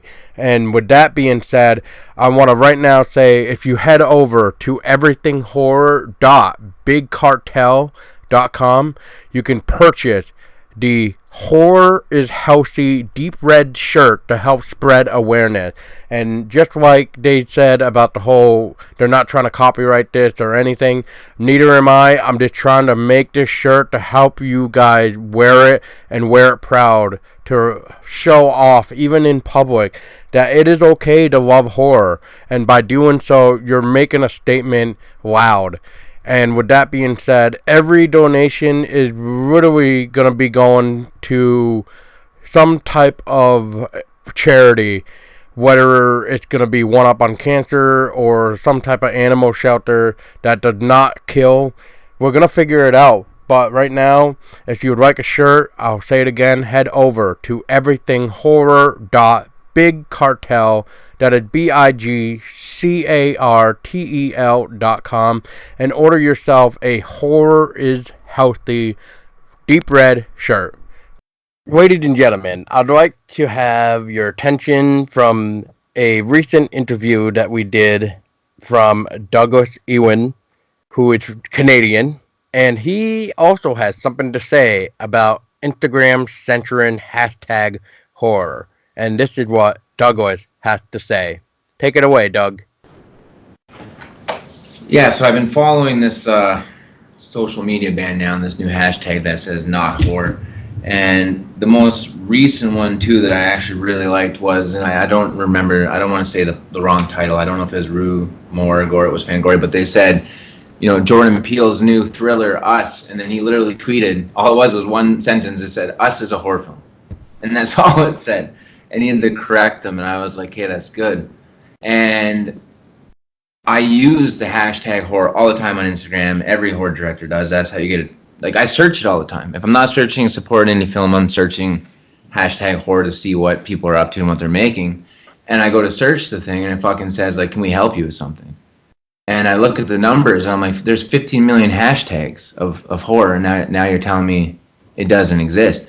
And I know they used to ban it once in a while back in the day, and now people are getting shadow banned because being a horror movie director or posting something about, say, like a scene from Reanimator that might have violence in it, people are getting banned off Instagram. So obviously this outrages a bunch of people, and then you start getting like blamed, an entire movie genre being blamed for teenage suicide and things of this nature, saying that we're you know, disgusting and that you guys are the reason why, you know, these kids are getting like fucked up. And I'm telling people, like, hey, the day where you start, this is the problem with 2019, is and then I guess a kid just killed himself over PUBG, if you're familiar with that video game. And now they're saying, well, we should ban the video game. And I was like, you guys can't take specific items or like the horror genre or a video game and start applying it to suicide. What you guys need to do is start putting more counseling in school, or at least showing these parents statistics on what kids are being, you know, why they're depressed or what's happening. And it wasn't PUBG that killed the kid. It was depression or probably being bullied or having such anxiety that when he loses, it happens. But that's completely ignored. And then what they do is they just blame an entire group of people, or they blame a certain thing, like, you know, like Eminem's lyrics or something like that. And it's just, 2019 is absolutely fucking ridiculous, and it's driving me crazy. So I go on Instagram, and I think to myself, like, you know what? I'm gonna look up some ridiculous shit, and I'm gonna see what's not banned. So hashtag Satan, not banned. Hashtag violence, not banned. Hashtag murder, not banned. Hashtag anal beads, not banned. Hashtag stabbing, not banned. And these words are gonna be a little hard to, like, I'm not saying that I say these words or anything like that, but hashtag fag, not banned. Hashtag retarded, not banned. And when you actually look these hashtags up, they'll show pictures of actors. They'll show pictures of people. when you look them up. Like, that is absolutely, if that's not a slap in the face, the fact that you can't look up hashtag horror and you can't find a picture of Pinhead anymore from Hellraiser, but you can look up an actual slur that puts down an entire group of people, like the entire LGBTQT community, or an entire, people with just brain dysfunction at all. You can look up a hashtag that is literally a horrible word to say, and you will actually see pictures of people.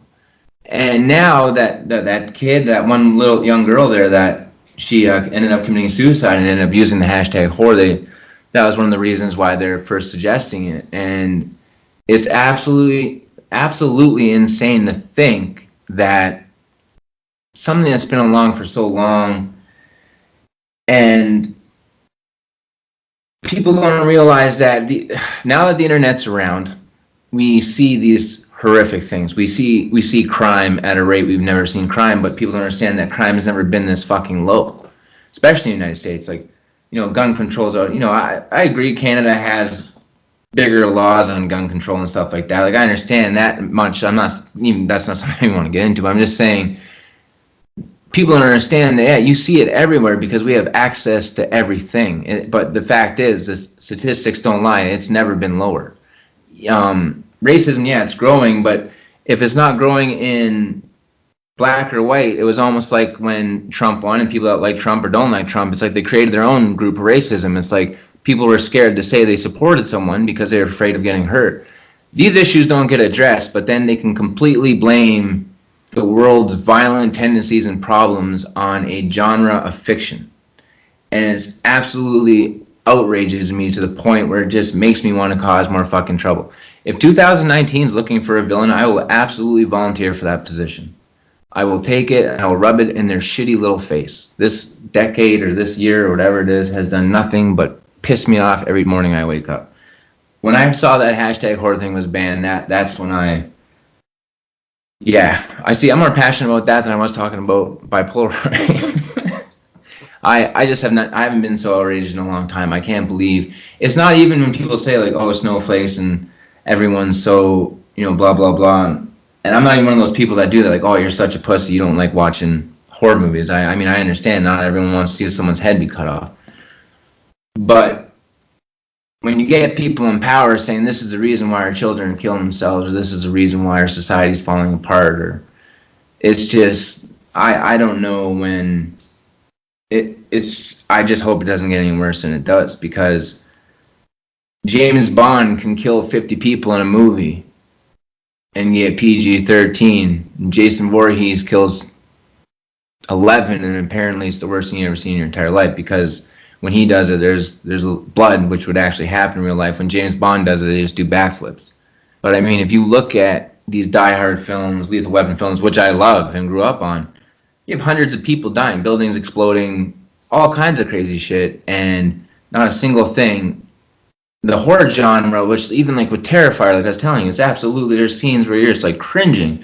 But at the same time, if I was in a restaurant and I looked over and saw Art the Clown, I would just kindly ask for the bill and get the fuck out of there. That's what I'm saying. This stuff doesn't exist in real life. It's unbelievable that something this large on such a large platform can even be banned. Like, if anything, we're just going to find another way around it. Like the hashtag non-horror that's going around, that's great and everything, but it's just, it's outrageous. It's almost that they're trying to destroy a genre that it's necessary. And it's not necessary because I need to, like I said, it's, yeah, my film has someone who dies in it. Does that mean I murder someone? No, it doesn't. A matter of fact, I, happen to be a pretty good normal citizen. But the fact remains is that, like, people have these ideas, these thoughts, and they explore certain aspects of life that not other people do. And it doesn't mean they're bad people. And if people are watching this thinking to themselves like, well, I'm going to become a serial killer, then who's to say there's not a kid out there that's thinking like, I'm going to start thinking that I live in the Matrix. It's just, it's unbelievable. I don't even know how it's real. I don't think I've actually come to terms with it yet, that they're like being able to put a movie genre and associate it with suicide, associate it with violence, associate it with the corruption of society. when we start doing things like that as like apparently civilized human beings, that's when you start losing that feeling of like community, especially within film. Like film's only been around for 150 years. Like it's a new art platform, and it's probably one of the biggest because it's visual, sounds, it's everything. It stimulates your body on every single aspect. And there's nothing wrong with being afraid. There's nothing wrong with having fear. In fact, if I could suggest anything to anybody, it's do one thing a day that scares the shit out of you, because that's the only real true time you're going to test who you are. And to think that there are people out there that are creative who are doing great things for this genre, like Jordan Peele, like even he had to correct magazine, like a national publication, he had to correct it.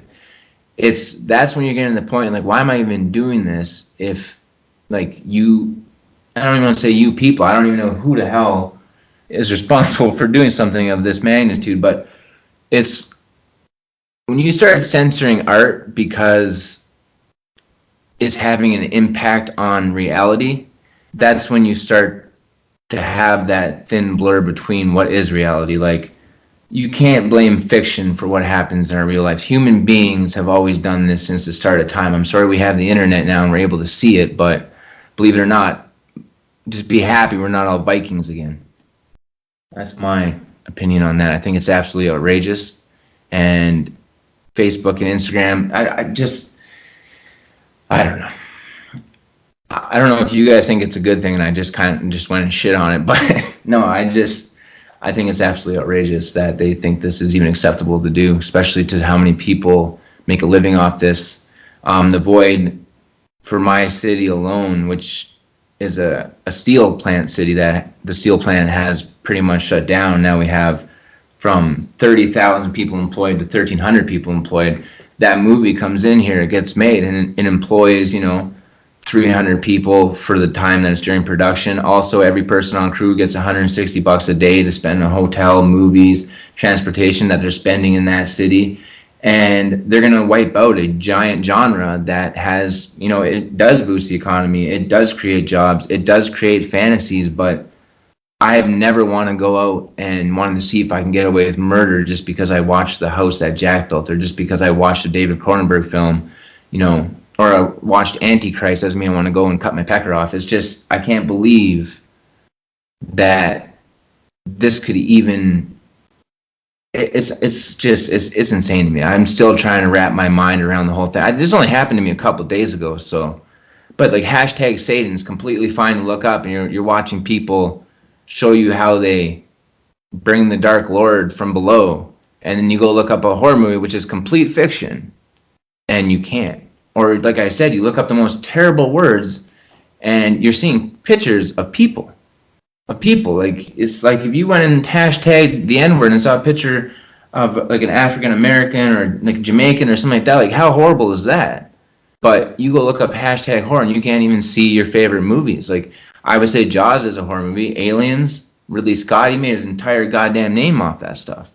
And this is just a slap in the face to a bunch of artists and it's not saying that these artists just want to kill people and just want to make a bunch of gory shit to scare you. Like, some of these people have gone on to do different things. These people, they're just completely normal people, and they don't make these movies so people will hurt themselves. This is just, we should be lucky we have people like this, that we have this kind of outlet that you can sit down and watch a scary movie with your friends and then later on go put on a comedy, right? It's just, to think that media can influence society on such a large scale, but then have the chaos that we have with politics, say the corruption, and just police, the people that actually fucking protect us, and to see that kind of corruption on a normal human scale in reality, and then have the balls to be like, well, I wouldn't be a bad person if I didn't see, Friday the 13th.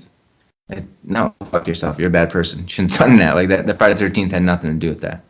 Like, it's unbelievable. I am absolutely outraged about it, and I think a lot of people are going to have a huge backlash on this. If anything, I think it's going to be back up and running in a couple of weeks. There's no way they can. Like I said, the numbers when I typed it in were over 15 million, and now that's just gone. And that's like the number one hashtag I have to use too. And it's not easy marketing yourself in a world where anyone can become insta famous or anything like that. And now you just put more limitations on a genre that was already hard to begin with. So I just don't find it very fair, and I don't find that they had a good enough reason to do it. I totally understand teen suicide and depression. Like I said, I suffer from mental illness myself, and I totally sympathize with those people, and I understand, but I think the problem is not having enough access to counseling, not having enough access to the actual resources that we need to control these things from happening.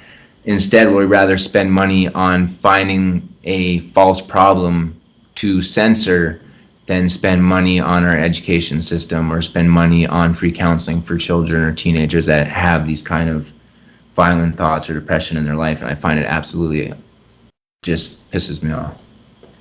Different time, 2019, I don't think needs to be this.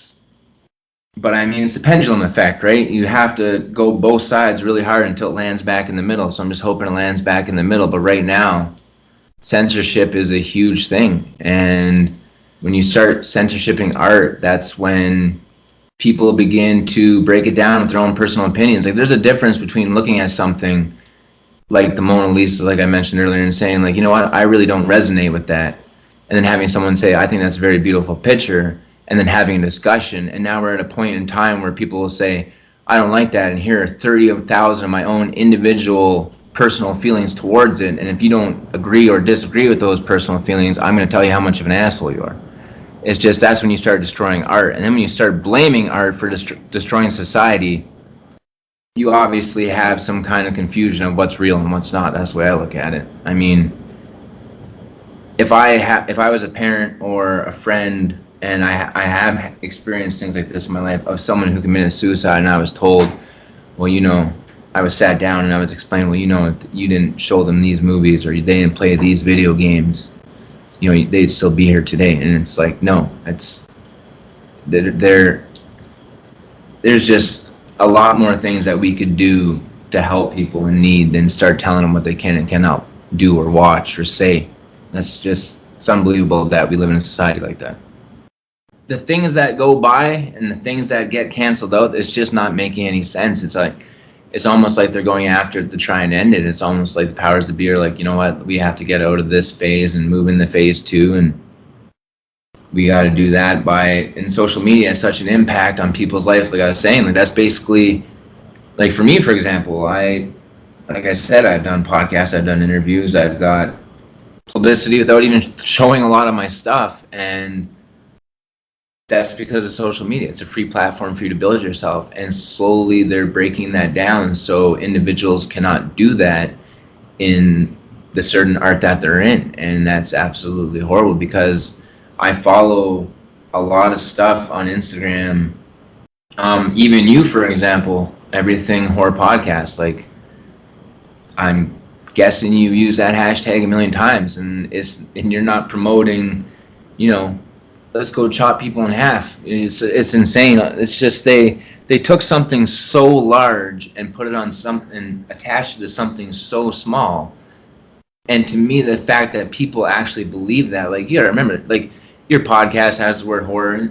The genre. There's Canadians in Calgary that have, I don't know if you're familiar with, I'm not trying to plug other people or show anything, but Nightmare on Film Street, like, they're Canadian. I follow them. Fangoria. Bloody Disgusting, like, these people use that, like, that's how I find these people. And some of their articles are like about my favorite directors, about what they're doing, what equipment they're using, what they're making next year. And now, like, that's just one avenue that's gone because they decided to attach it to something so small, and they took out a large scale of people's marketing. I think it's a shame. Now, how do you think? Why do you think horror is healthy? Well, like I said, I mean, like, when I read a lot about the Japanese too, and the Japanese, like, they have stuff like you wouldn't even believe, that they just absolutely insane. What they say is that's why, you know, a lot of their people are so peaceful in society, because they have this outlet that they can enjoy this stuff through entertainment instead of doing it through life. And horror's healthy because I don't know what world you live in, but I find it more horrific to read the fucking Twitter feed and read the newspaper than I do watching a horror movie. And this gives you a complete fantasy reality of adrenaline when you're watching this killer try and chase down this woman or this man or these teenage kids, and you have this adrenaline pumping through you, you have fear, and at the end of it, boom, there's credits because people fucking made that. And it gave you an hour and a half experience of shitting your pants, and you don't get that by cooking dinner. You don't get that by watching, Family Guy. That's like, you get that to laugh. And people want that in their lives. People want to be afraid. People want to be scared. People enjoy this kind of stuff. It's a lifestyle for a lot of people, first of all. And it is healthy to understand that there is real horror in real life, and that stuff actually is disgusting to read. And horror is healthy in entertainment because it entertains you while you're being scared on a level because you're trying to unfold a story. You're not scared because literally there's an image in front of you. Well, at times, there's jump scares and stuff. But you're going into something knowing it's scary. You chose to do that. It's not like someone held you down, tied you to the chair, and said, now you're going to watch every Friday the 13th movie, and then we're going to release you and watch you go murder 30 people. Like, that stuff doesn't happen. You chose to sit down, pay the $5, pay the $15 to get into the theater. Whatever avenue you use to get the damn thing, you chose to do it because it's entertaining. And it's not entertaining you in a way that you laugh. It's not entertaining you in a way that you feel love or that you feel regret or crying. Those are other genres. This is a genre where you sit down and you're like, I'm going to turn off all the lights and I'm going to scare the shit out of myself, or teenagers use it to get laid. There's a lot of stuff that this genre does for people, and it's unbelievable that entertainment is now being used as a cop-out for society shitting on itself, which is done for the blink of the eye. Human beings have been around in the first place. So horror's healthy for a lot of reasons. It's entertainment, it's art, it exists in our world in such a way that if people really knew the kind of horrors every single day that exist, I don't even think they'd blink an eye at a serial killer movie. I don't even think they'd blink an eye at watching Freddy Krueger come into your nightmares if people were actually aware of the things that happen around this world on a minute basis. It's just, horror's healthy. It's a great outlet. It's a great time. It's entertaining. It's art. People put everything they have into it. And like I said, it takes a different kind of person to make this shit. And that person is not necessarily evil. That person is not necessarily bad. It's just some people think that way. And are they doing it? No. Are they committing crimes? No. It's too bad that it gets linked with all this terrible stuff, because I've never ever, and I'm guessing you're the same way, you have a podcast that revolves around this genre. And after you're done this podcast, you and your fiance probably have dinner and enjoy a movie, and you're in love and you're having a good night. You guys aren't sitting there, eating a person right now, a bunch of cannibals. So it's absolutely ridiculous to think that way. True. Now, my last question, Doug, for this topic is, what do you think could help fix this issue, I guess? Like, what do you think we should do to move forward with this issue? Keep doing it. Should we go harder and test the barriers and stuff like that? Like, I think that's just natural of humans to do. As I evolve as an artist, I'm always going to try and, rules are meant to be broken, not laws. I'm not saying go break laws, but, rules are meant to be broken. Just keep doing it. Don't stop. They want to take it away from you. No matter what, that audience will always be there. They'll always be there. They'll find your stuff. There will never be a day where it's completely gone. And if something this small does destroy the genre, that's because everybody gave up. You can't give up. You just got to keep going. I'm not going to start making romance movies now because I can't use a hashtag. And even 10 years from now, you can't show blood on the big screen. I'll still make horror movies. So just keep pumping it out. Just keep going. Don't give up. Don't change who you are because someone else wants you to. All right, guys, here's roundtable number 2. And with me, well, you should already know who this is, but with me, we got Stacy Cox and we got Jed Bryan. So, How's it going? welcome, ladies and germs. Wait. Thanks for having me on the podcast. Well, thank you, Jed. And thank Thanks, you, guys. Stacy. Thank Hey. you. Actually, Thank it's you. funny because my coworker says the same thing. Hello, ladies and germs. That's what, so I laugh. Well, I gotta give Jed some type of bullying. Well, I don't want to say bullying, but I gotta pick on him one way or another. There you go. Yeah, I got thick but, skin. I can take it. Oh, geez, he's got my address too. So, oh God, Yeah. I can only imagine. Anyway, so let's dive right in. So, we'll start with Stacy. So, Stacy, what did you think about this whole Instagram censoring #horror? I was confused at first. And then when I looked more into it, I guess I got a little aggravated. I guess like now everything is so politically correct, and it's so annoying that I guess these social media sites are trying to crack down on whatever the underlying issue is, and it seems to be what people are. I don't know if it's people are inflicting self harm or they're just whatever acts they're doing. I feel like horror is taking the bad rep for it.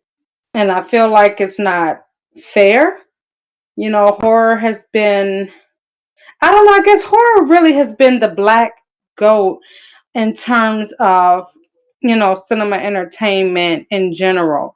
You look at things like comedy, romance, and society tends to like that stuff more. So society tends to like all the, the bright and vibrant stuff.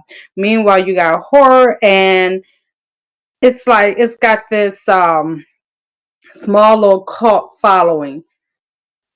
And now it's like, the fans of horror cannot, it's like we can't just be, and it's, I don't know, it's annoying. Well, when I first found out about it, I noticed that some of my posts on Instagram and stuff were not getting as many likes and stuff like that, and I wasn't sure what was going on. And then I seen where you had actually posted about how the horror hashtag was being censored. So I was like, what? So whenever I went ahead and clicked on it, and it said, this content's graphic and may cause may lead to self-harm type stuff, and I was just like, whoa, this is ridiculous. Because I feel like Stacy had said, that horror has always gotten a bad rap for being trying to show the horrors that are actually out there. And for some reason, just because a certain group of people like this type of stuff, it's people are automatically assume that it's crazy people who are probably going to commit suicide who enjoy this type of stuff, which horror brings people from all different religions, walks of life. It brings them all together. And I mean, it's it's censorship at its worst. And I'm afraid with the political correctness that's going on, it's just going to keep getting worse and worse and worse. And I mean, you look at comedy, for instance. I mean, they're even starting to, take hits on, comedy movies on what they can and can't do. And, even people that do stand up, are getting, hit with, you're being too, mean to this group.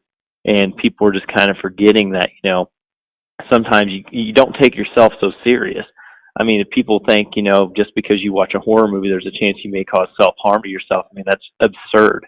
I mean, I don't think there's any statistic out there that supports this. I mean, I remember whenever the Columbine shooting happened, and they were trying to, tie Marilyn Manson in with that, just because these kids maybe had listened to his music. I mean, it's absurd. So I really hope that they will reinstate the hashtag as just a regular hashtag. I mean, whenever you have, other hashtags out there that, show like, like partial nudity and stuff like that do not have the same censorship. I don't understand that at all. Yeah, it's crazy, especially like if you look up like crime scene or true crime scene or true crime or something like it's or even violence. Like it's ridiculous what you actually find that is not centered like the hashtag horror is. And from what I've learned too from I believe last roundtable, and for those listening, this is like a few weeks ahead of this round 2 table, just so you know. I remember Dan Wright, well, Dan from Danno of the Dead, he was mentioning that this kind of started with the censorship because of that one girl that I believe committed suicide and used the hashtag. I think it was like maybe New Zealand or something, or maybe it was that really bad incident from New Zealand. But I remember something about a little girl. Either way, so that's what I remember hearing about. Because of the fact that she used the hashtag horror, it got slammed with the warning, which I think everything else that she used ended up getting a warning too, whatever that was or those were. I haven't heard about that.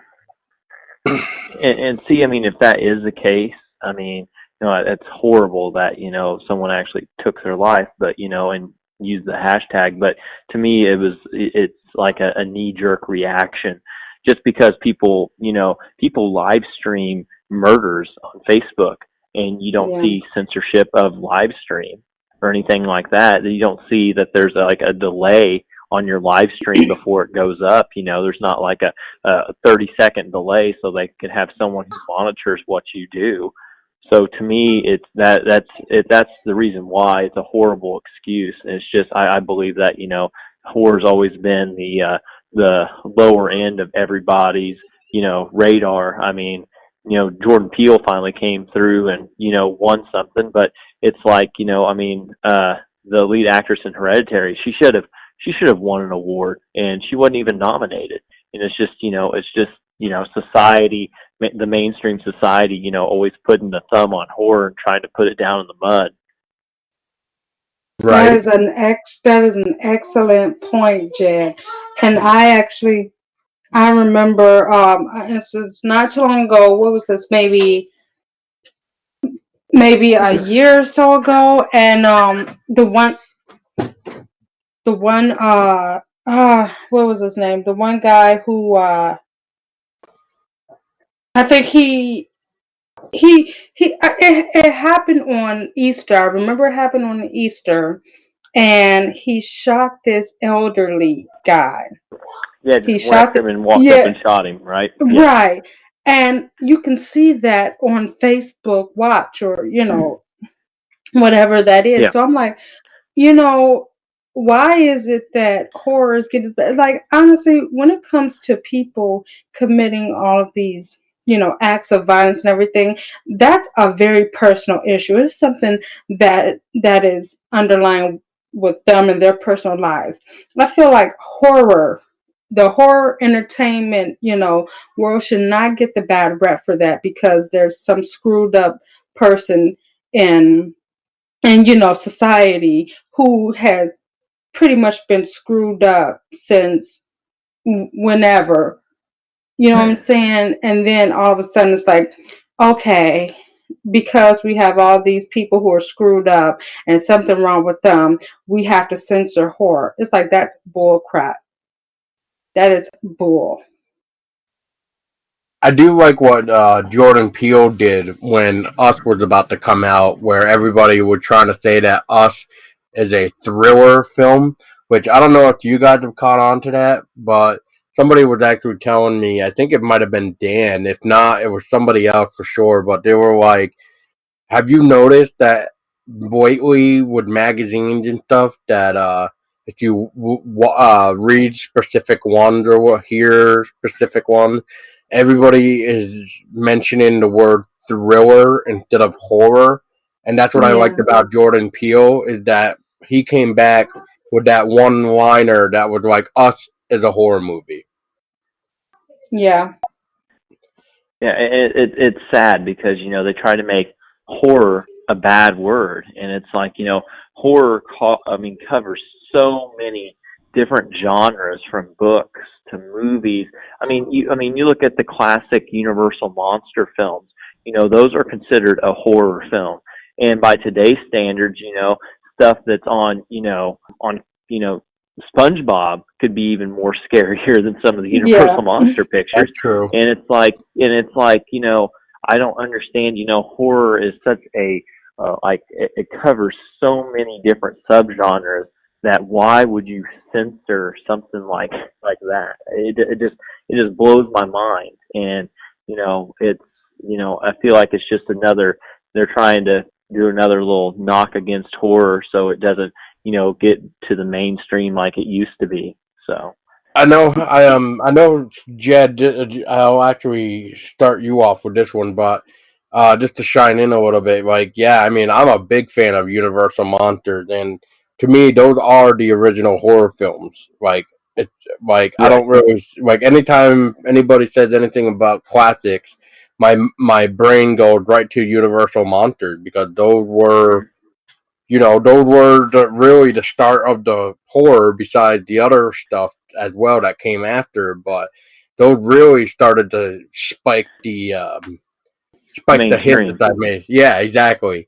And it makes me wonder too, with some of these old films, if they were to be remade this year, or even in the next couple years. Like, here's a good example. Like, look at the original Nosferatu. That was what, 1922, and Yeah. I mean that got remade in shit It was in the 19 '70s, I think, wasn't it? yeah, like 1979, maybe somewhere around that neighborhood. Yeah, 78, I think. 79, 78, somewhere in there. Yeah. Yeah, and I mean, I think that even no, wait, that was the documentary thing that they did there, the Shadow of the Vampire, where they had William Dafoe as the vampire. Okay. Gotcha. But yeah, I know what you're talking about. The Yeah, remake I of it. mean, Yeah. but so when you go to look at that, though, I mean, we can't say a vampire movie is a thriller. It's more of a horror, really. It's more of a Yeah. vampiric horror flick. And if somebody tried to use that hashtag to try to promote Nosferatu, it's just not going to work.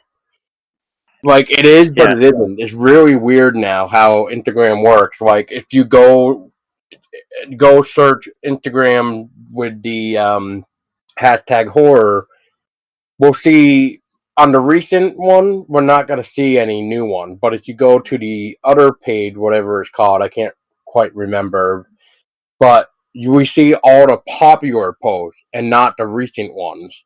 So, in order for us to see like the quote unquote recent hits of the hashtag horror, we have to actually wait for it to become popular, apparently, which just makes no sense. Yeah, it's just technology's changing so fast, and I feel like the faster it changes, the faster these larger social media platforms are able to change their guidelines and apply more censorship to something that was originally an idea of being something that was a sense of freedom instead of being censored.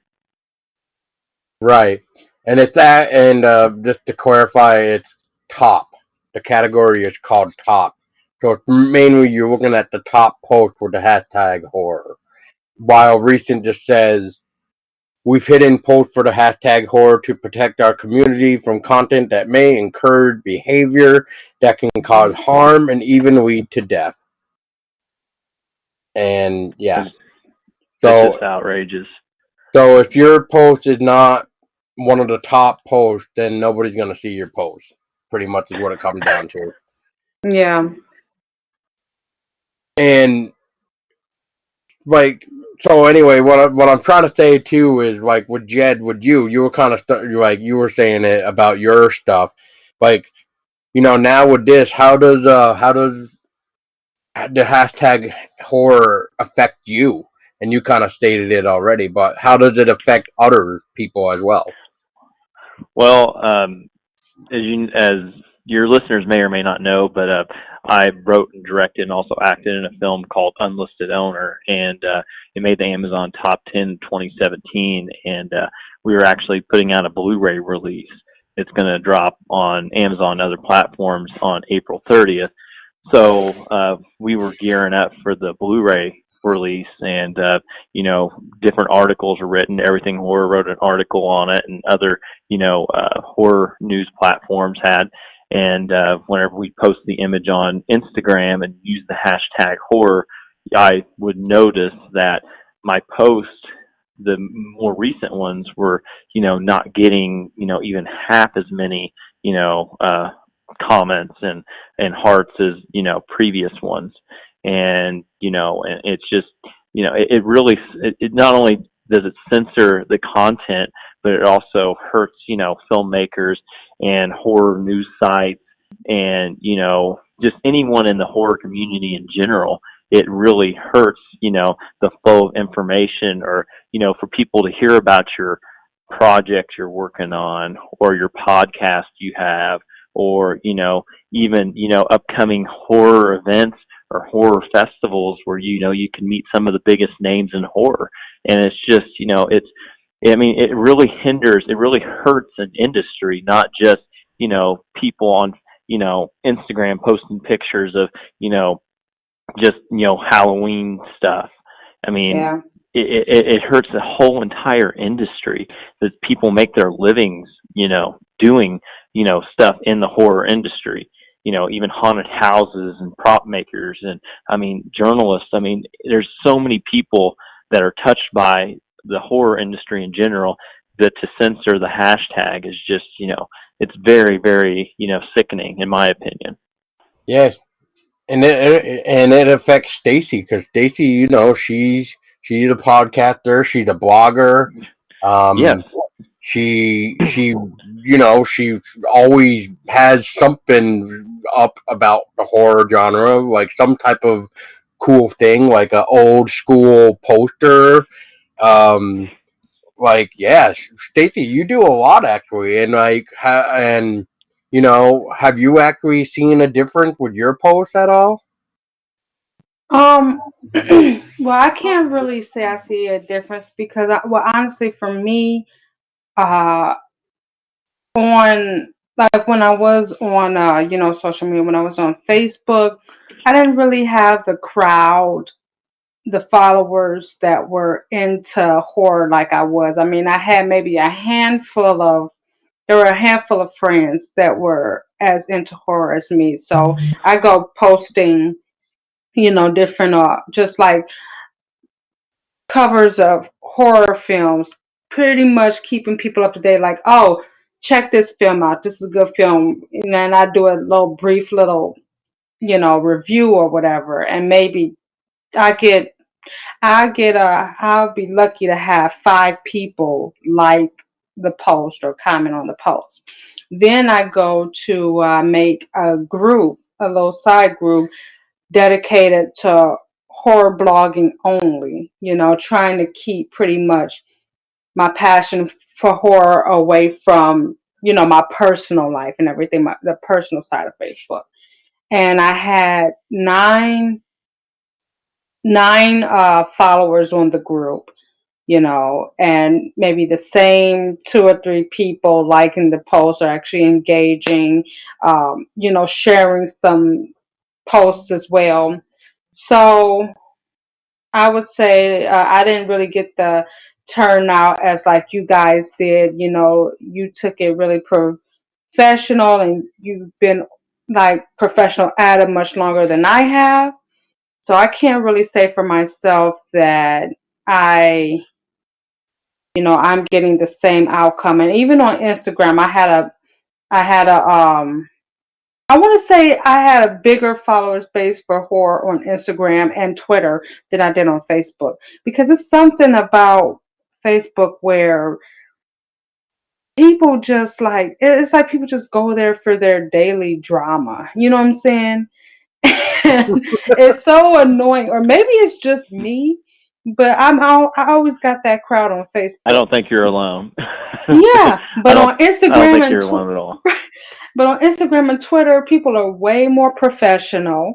You know, you go share a post about anything horror, and I got more feedback or more engagement on that than I ever could on Facebook. You know, especially Twitter. And maybe because Twitter is just so fast paced to where, you know, it's much more business oriented. But then, like on Instagram, and maybe this was just me, but on Instagram, I noticed like a lot of people are just so like into themselves that you got that one person that is constantly uploading selfies, you know, or constantly uploading just like unnecessary random videos of whatever. And a part of me hates that whole TV part, the Facebook watch, Instagram TV. Like, I don't mind, you know, like, you know, your post, Paul, when y'all go on Instagram TV and everything, DecayMag, you know, I don't mind that. But it's the people who just like get on there just for the sake of being seen, you know? The attention. The attention. Yes, the attention seekers. So, Look at me. exactly. And it's like I'm like, is it just me? Am I like a magnet for these type of people or what? You know, so but I had uh-huh. you're reminding me of a story real quick. That reminded me of one of my friends who I did a horror short with back almost 5-6 years ago, and I remember she was like telling me one time from Instagram that she was trying to look for like yoga videos on Instagram, and all she Yeah. could find is like people's asses in the camera, and like nothing really about like yoga, or if it is yoga, it's just like the ass point of view, and it's just like what the fuck. Well, yeah, like you don't ever want to knock anyone's shine. You know what I'm saying? It's like whatever works for you works for you. But you got all these like different posts about what is it, like feminist posts and everything. Like I've never been so irritated with the feminist movement, but they go like, you know, love your body and all that while they're just like pretty much making out on camera. And I'm just like, now they got this new way of working out and yoga and everything where they're halfway naked and their butts in the camera. It's like, dude, seriously? Like this is just attention seeking. And I feel like But we are in in horror, in horror censor, that's the. yeah, but see, yeah, I feel like we are in a time now where everything is me, me, me. You know what I'm saying? Everybody is just pretty much just like out for themselves. Everybody is attention seekers now. And it gets back to the point where you got these people who are half naked or naked on social media, you know, showing nipples, stuff like that. Meanwhile, horror is censored. Like, and back to the point about the, you know, showing like actual crime on Facebook. Yet horror is censored. Horror is getting the bad rap. And remember back when like even say like the music industry, hip hop rap got a bad rap because oh now you know you got these kids who want to sag and who wants to you know what I'm saying? It's like wait a minute, don't blame that on the music industry. No, no, no, no. This is another underlying issue. So when it comes to horror being censored and they say, you know, you can commit self-harm or any kind of harm, no, it's an underlying issue. It's what it is. It has to do with the person. Like these people are already fucked up. You know, ain't no movie, no TV series, no nothing is going to influence this person. They're already fucked up. That's what it comes down to. I Um, mean, as many like I've been watching a lot of those investigation discovery shows, you know, lately.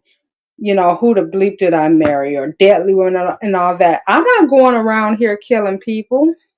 You know what I'm saying? It has to do with the person themselves, and then like back to where the whole Slender Man thing and kids, Momo. killing other kids. Yeah, Momo.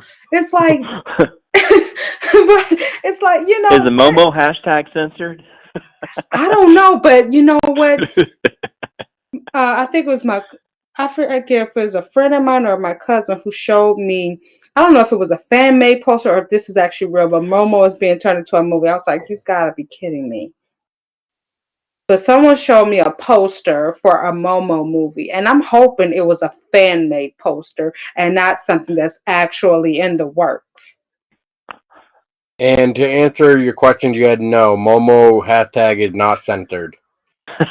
Oh. Boom. My point exactly. I mean, Momo is technically covered under the horror banner, but if someone uses the hashtag Momo, it will not be censored if they don't use the hashtag horror with it. So it's like, if you're going to pick and choose, you should censor stuff that, people, there was more of an outrage about the Momo thing than, there hasn't been a peep. I mean, you said about that, the story, but I hadn't heard of that story, but I'd heard of Momo. I'm sure everybody's heard of Momo.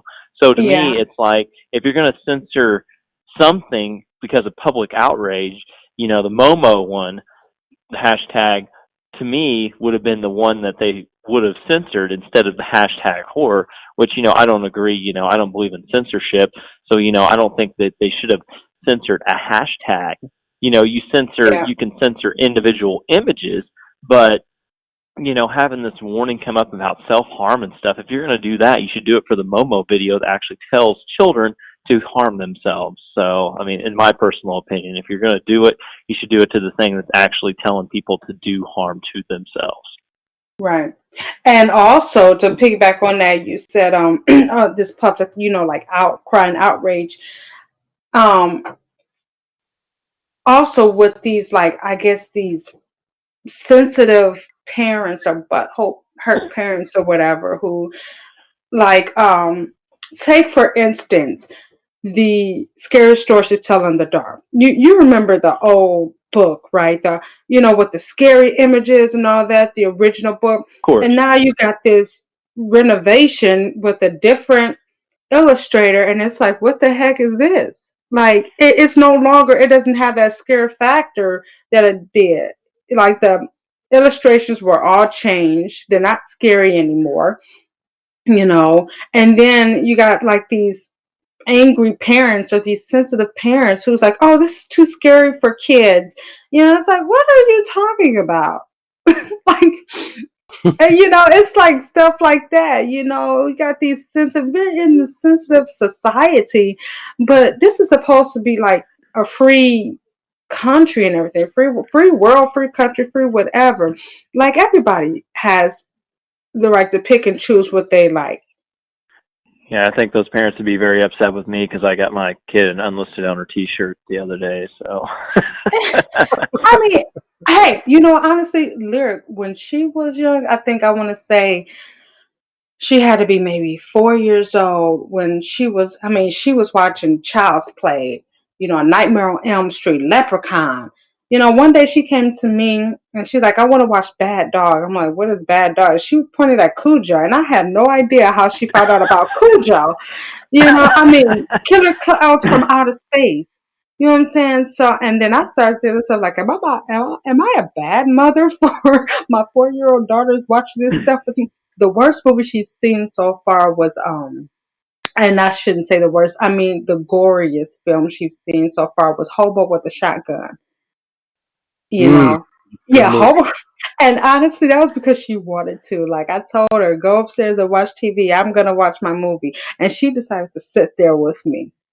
I mean, now she's more into like Disney princesses now, and I'm glad. Like, okay, let her, get the bad dreams out the way. When she gets a little bit older, I can reintroduce her to that stuff. You know what I'm saying? But there you heck, go. Get her some Monster High dolls. right, exactly. But yeah, she was 4 years old watching all that with me. And heck, it's like, you have freedom of choice. Is what this is coming down to, freedom of choice. If you like horror, whatever genre you may like, horror should not be, the black goat that it's always been, that taboo subject. Horror is such a taboo subject when it comes to society. Most of society turns a blind eye. That's why horror has us like, that cult following, because it's such a small following, uh, because the rest of society is just turning the cold shoulder. Oh, I think I'm probably, it's very few in my family that, I like horror. Oh, I don't like that stuff. That stuff gives me nightmares. I can't watch that stuff. Like, what do you mean that stuff? That's Right. what horror has become, that stuff. And then, like, if you watch horror, if you like horror, you're crazy. You're a psychopath. We Are need you help. serious? Yeah, you need help. You know what I'm saying? Like the same thing like they do with goths. You're a goth. Oh, you must be crazy. Like, what are you talking about? Right?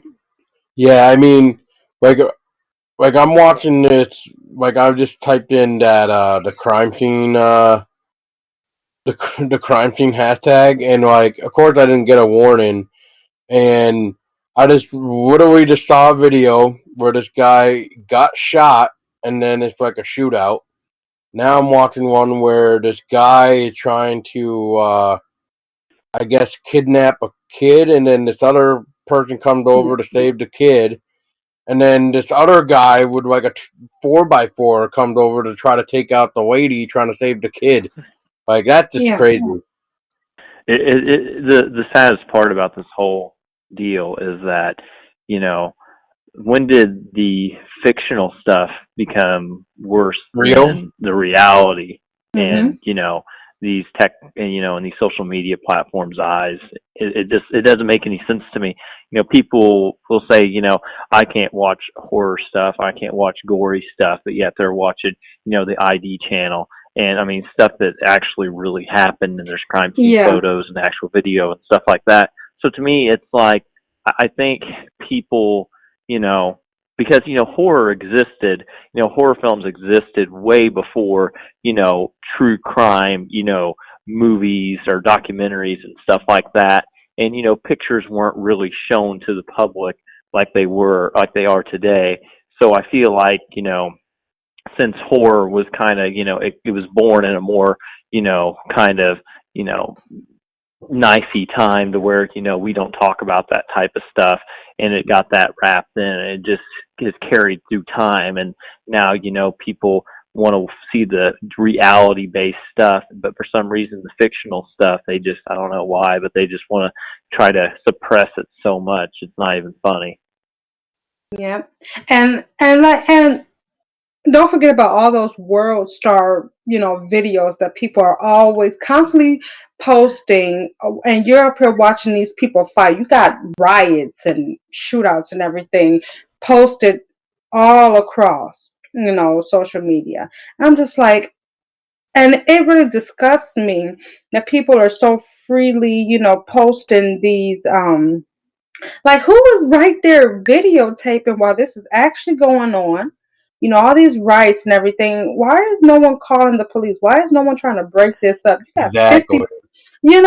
Meanwhile, it's like horror is the one that gets the bad rap. Like, are you serious? I just don't understand it. I don't think we're going to, because I mean, look at like Dan and like the people over at 52 Weeks of Horror. They've sent in multiple emails asking why they did it. Dan started to personally like private message Instagram on Instagram, and no nothing in return yet of why horror was censored, Yeah. and I don't think we're gonna get an answer. And yeah, that's not like I will never forget this. It was some years ago, but someone posted a video. I think it was from World Star, but someone shared a video of this really younger. She looked like she had to be maybe 13 years old, and I think the headline was, you know, she'll do anything for money. And meanwhile, this guy is, doing her from behind and, like got her face to the camera. And I'm just like, oh my God, like this is disgusting. She had to be 13 years old. And I'm like, why is shit like this okay? Why aren't they cracking down on shit like that? That's shit that's actually happening in real life. Why is this okay? And then they would have just like make up this bull crap about horror. Oh, it can create harm or self harm or whatever. It's like, oh, okay, if you say so. Exactly. It's really weird. And to touch on your thing, Stacy, that gives us a great way to discuss how come us horror fans enjoy horror? Why do we say horror is healthy? And I say it's because, it's one of those genres where we can all have fun in, meet a lot of cool people, and meet a lot of interesting projects on top of just forgetting the real world by popping in Yep. that movie and trying to cheer for that bad guy or cheer for that one protagonist or whoever really, and it's just to kind of just make us, I guess, relax and just have fun. It's entertainment, nothing else. Yeah, same for me. I would say that. I mean, overall, number one overall, it's fun and entertaining. But also, horror is also like can be very real too. Like, okay, so my very first horror movie at 8 years old, Child's Play, right? And then, like, just when I was back in my lifetime movie days where, you have some damsel in distress who's being manipulated, deceived, and abused by her boyfriend or or whatever it may be. You got stuff like that. And then, just these, like these, like these contents in these horror movies, it to me is also like an eye opener on the real world out there too. And like Jed mentioned before, like, I mean, it got all these different subgenres. And anything can pretty much be horror. He mentioned SpongeBob, and like I said, it goes back to my Lifetime movie network days when I was really heavy into Lifetime movie networks. And then, that one movie with the I think it was called Dying to Belong. She was trying everything to be in this sorority, and they were hazing, like made her doing hazing really hard to where I think hazing went wrong and she passed away. Just stuff like that. You know what I'm saying? And it also like gives you a glimpse on how some people can just be so messed up out here. And then you get to the true crime and all of that. So yeah, first and foremost, it is fun and entertaining for me, and then it's also, like I said, just that kind of also true to life factor as well. And I would have to say for me that, I mean, there's a lot of nostalgia with horror for me. I mean, ever since I was a kid, I've always been drawn to mask and, and even, scaring people and being scared. I've always, enjoyed that. I mean, usually like if you're at your house and your wife or husband's in the other room or girlfriend or whoever, and you're hiding behind a door and they open the door and you're there and you scare them, next thing you do is laugh. You have a good time. I mean, it's something fun and enjoyable. And I mean, and it's all about people's reactions. And I mean, I'm one of those types of people that I feed off of people's reaction. If they think something I said is funny, or if I scare them and they jump back, I mean, it's all about the reaction to me, and then and how you enjoy what you're watching. And I mean, I've always loved classic horror movies, and just seeing the like how they did the makeup and just everything in general. And there's so much about horror that I enjoy, and it's just it's in the end it's just entertainment. It's all it is. And the think that someone wants to censor entertainment, it's just wrong for sure. Yes, I'm gonna fully 100% back what you just said, Jed. I mean, the the whole censorship of entertainment is just ridiculous, and like I think it was Stacy that brought it up. Like, when did fiction become reality, kind of thing, and it's just that's all it is, really. We're just trying to have a good time, like you're saying. It's just nothing but get scared and laugh about it, or maybe share your tale of like this part in the movie was like so creepy. Like, I wasn't expecting this to get scared at this, and maybe somebody didn't get scared at it at that specific part, but maybe got scared at this, and it's kind of cool to have everybody come in and um, shine on their different views of looking at a specific movie, or maybe they read even a book where they thought the book was better than the movie, which is 99.8% of the time anyway. But because a movie can only do so much, unless you can get so much done with a bigger budget for maybe a 3-hour film. But if you're looking at an hour and a half film, that's a lot of information that needs to get cut out. Well, the thing that amazes me is, there are people out there that, talk badly about the horror industry and about, horror movies in general, when, they're sitting there watching, Game of Thrones and, Vikings and, all these other TV shows. Yeah, they're not horror, but they all have horror elements in it. I mean, if it shows a person being decapitated or someone being ripped to shreds or caught on fire, those are horror elements. I mean, war movies have horror elements, but it just amazes me that someone can sit there and watch something like Game of Thrones, and then not be able to watch something like the new It movie, or Unlisted Owner, or just any movie out there that's under the genre of a horror, a typical horror film. But people tend to forget that some of their favorite TV shows have horror elements in it.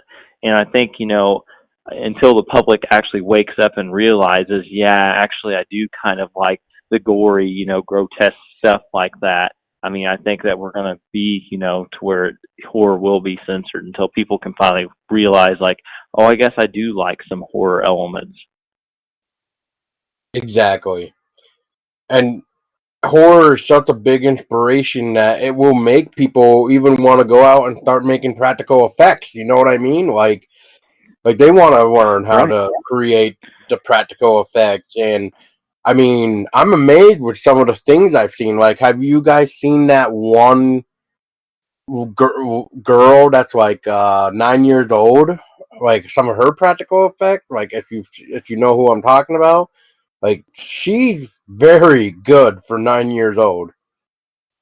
Yeah, I mean it's all art. I mean horror. I mean there's so much artistic stuff that goes into a horror movie.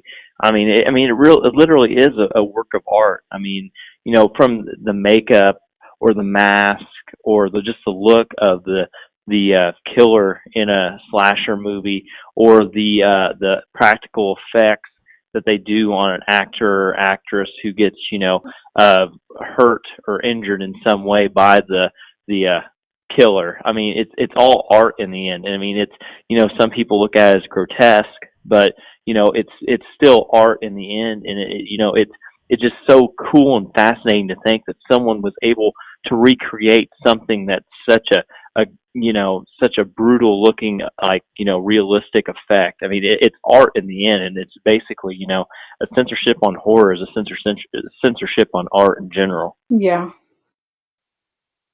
Yeah, and that's actually has been a long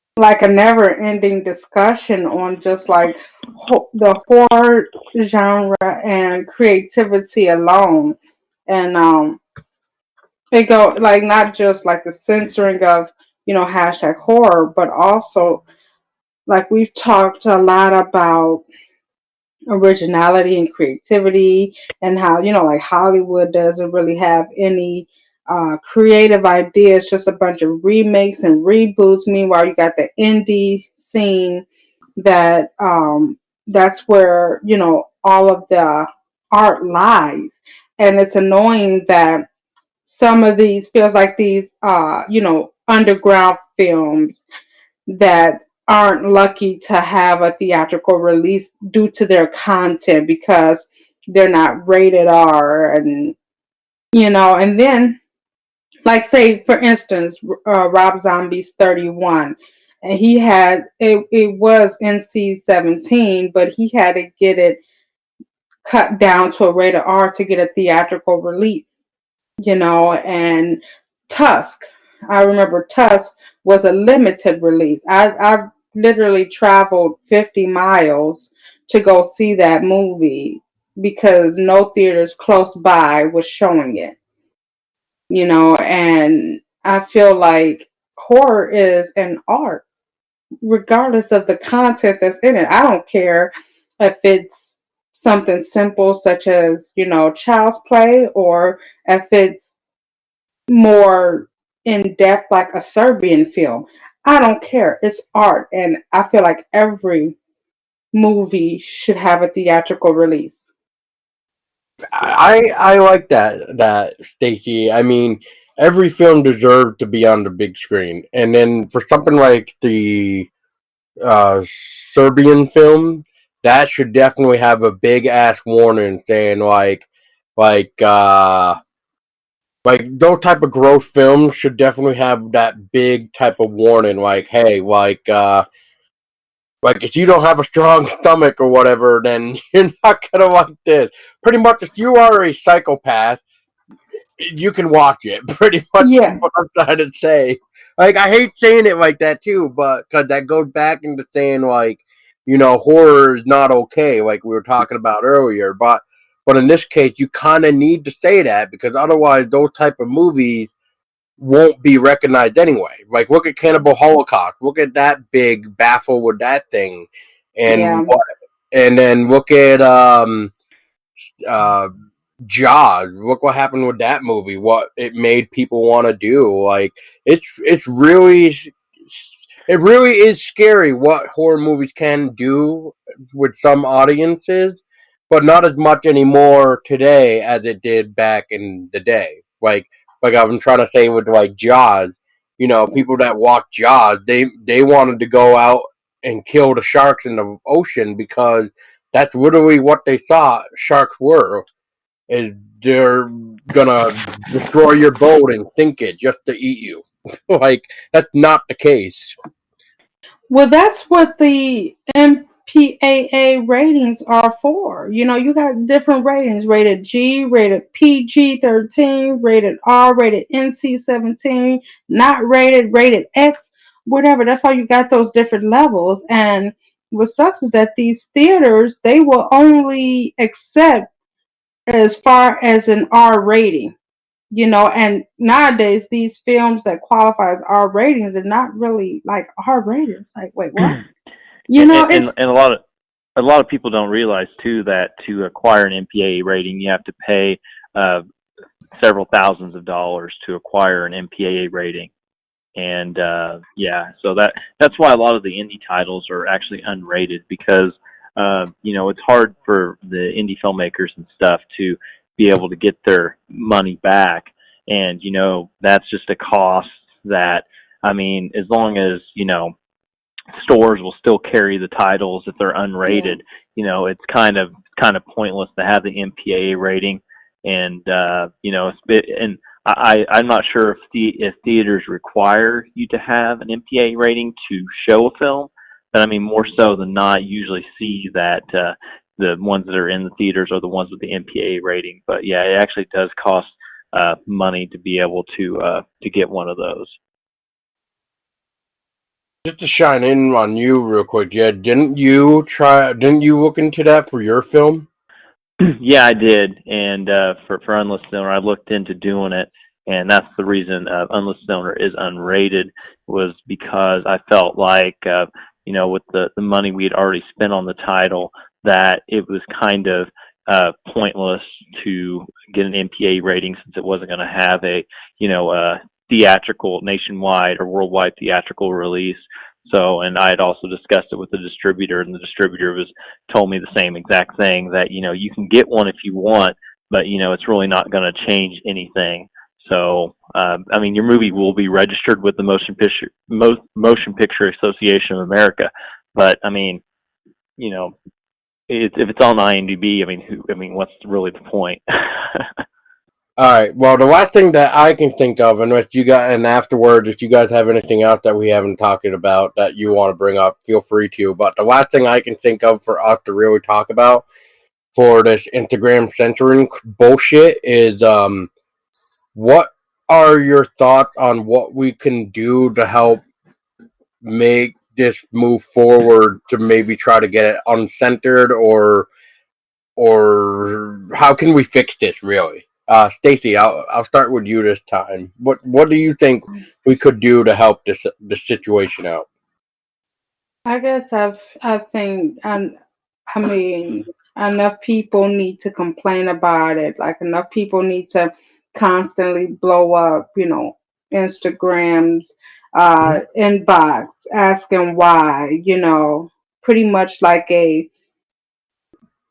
online or social media boycott, so to speak. I think that's pretty much where it starts. Because if not enough people speak up about it, speak up against it, and boycott it, then nothing much is going to get done. They're just going to like win, and it'll all just like kind of pass over. But enough people do need to care. Yeah, I completely agree. Jed, what are your thoughts on this? I think what you're doing is, it really helps in the process. The more people who hear about it, because I actually didn't know what was going on until you had mentioned something to me about it. And then whenever I looked myself, I was like, wow, this is crazy. I would not have known because, I mean, I usually look at the hashtag horror films and stuff like that. I usually go through that on Instagram, but I do use the hashtag horror quite a bit. But horror does cover such a big umbrella. I usually just go to the horror films or something like that hashtag, which is not censored. But yeah, I mean, I feel like educating the horror community about what is happening right now with the title that that's that all of us fall under.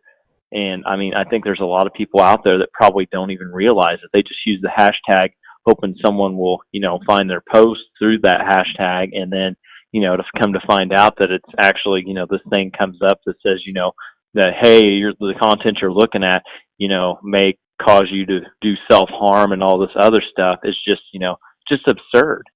And I mean, at least Instagram hasn't completely censored the content and taken it off altogether. But having that warning come up and to be so specific.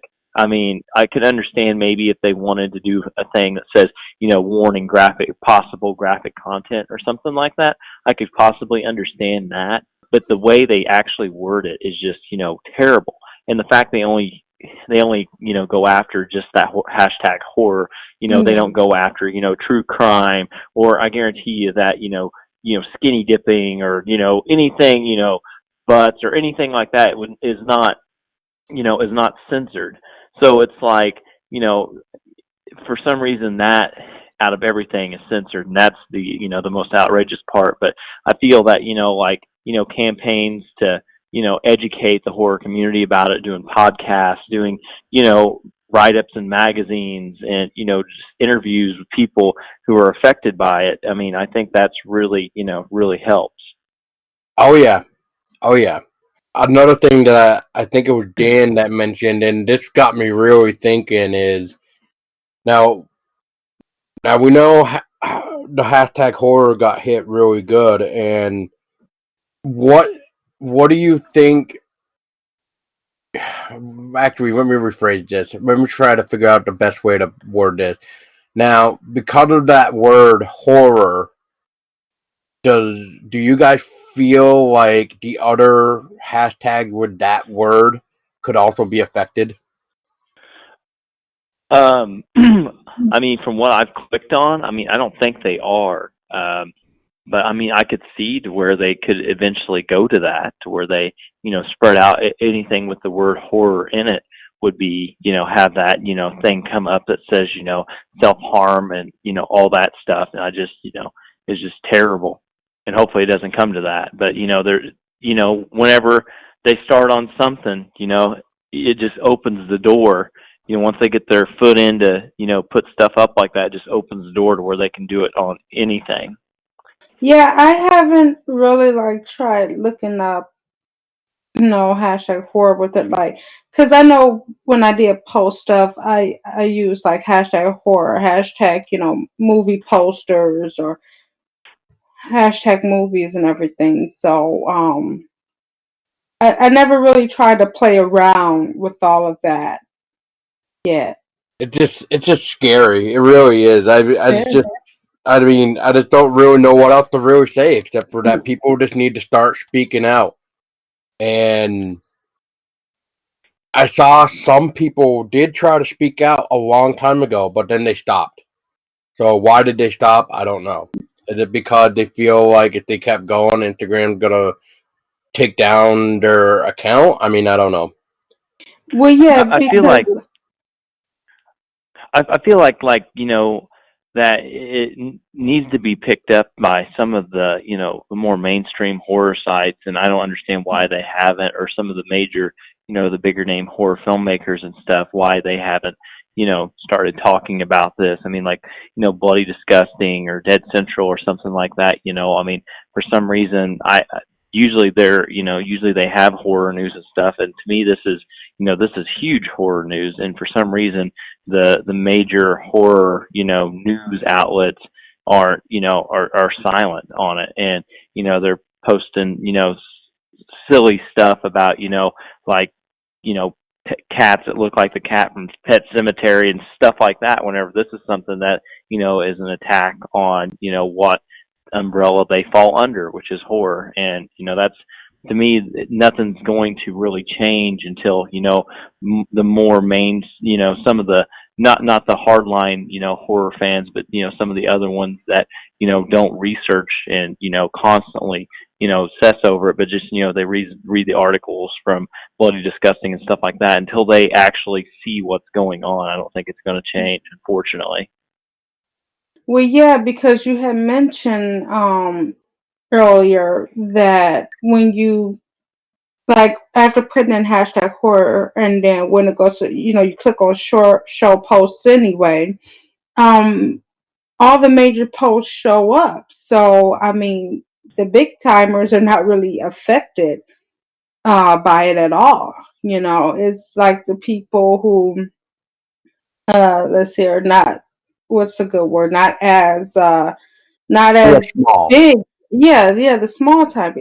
I mean, they're not affected by it. So I guess it's kind of like, why should they really be worried about it? Their news is gonna pop up regardless. Bloody disgusting.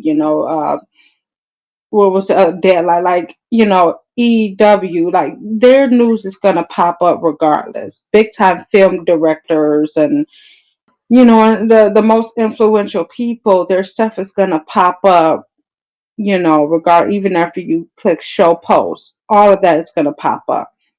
It's like people like us who are really like affected by it.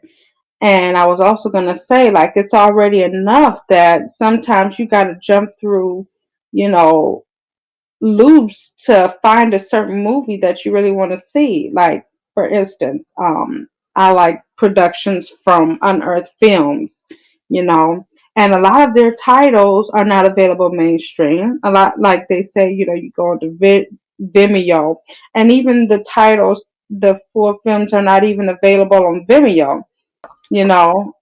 So it's like you already got to jump through holes to try and find that movie you really want to see, you trying to watch and everything. So it's really like tough when they're censoring horror. And Yeah. it just seems like it's gonna get worse, unfortunately. Yeah, like I said, I feel like what really needs to happen is a full like online boycott. Not just a handful of people here and there, or a few people blowing up the inbox. I feel like it needs to be just like a full presence of boycotting. So a bunch of people just pretty much calling Instagram out, blasting Instagram. Why? You know what I'm saying? Just why? Hundreds or thousands of people need to blow up the inbox. You know what I'm saying? I feel like they can take accounts down, but you can always create a new account. You can always create a new account. Like it's nothing to create, a random email and account. Mm-hmm. That's the thing about it. Like I found out, like, you know what I'm saying? There's people out here who has several, especially with Facebook. Facebook, is so restricting now. Like, your next post could be you're in Facebook jail for 3 days here, 30 days there, a week. You know what I'm saying? Like Facebook is constantly throwing people in, quote unquote jail for that harmless post that somebody else got offended over. You just create, a random email and a random account. It's that simple. So you got people out here with several accounts. Exactly. So it's like it's not the end of the world, even if your account did get taken down because you decided to, like, you know what I'm saying, kind of blow up Instagram. Just create a new account and keep it up. You know what I'm saying? It's endless. Like, you can create endless emails, endless accounts and everything. But I really do feel like, like I said, a whole boycott needs to be done, to really, really get Instagram's attention. Yeah, it's just we just need to start speaking up louder, really, and that's really all I got left to really to say is that we just need bigger names and a lot more people to start speaking out to really start rumbling the ground. If you wouldn't mind, I'd like to just throw it out there about Unlisted Owner again coming out on Blu-ray, and if anybody wants to get a copy, you can get it through Amazon, Walmart, FYE, all that good stuff. And we also have some pretty cool Unlisted Owner T-shirts. If you want to hit us up on the Unlisted Owner Facebook page or on our website, you can send us an email if you're interested in a shirt, or even hit me up on Instagram, of all places. But don't, whatever you do, don't send the hashtag horror. I might not see it, but Yeah, right. but yeah, it comes out April 30th. I'm not sure when you're going to drop this podcast, so it may be before then or after then. But either way, I'm sure we'll have copies available. And thanks again for having me on and discuss this urgent matter of hashtag horror and it being thrown into the horrible group of self-harm. So thanks again, Paul, for having me on, and thanks, Stacy, for joining me on this. It was great. You're very welcome, Jed. It's always good to get different opinions on certain things, especially how this can affect not just me, but you and Stacy and everybody else. And because you know what, it's going to affect everybody, and the only way to do anything about it is just speak up. Yep, absolutely. And I'm Stacy Cox, staff correspondent for DecayMag. That's DecayMag.com.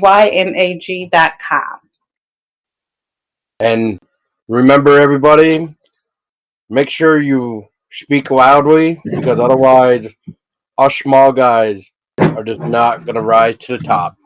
Yep, definitely.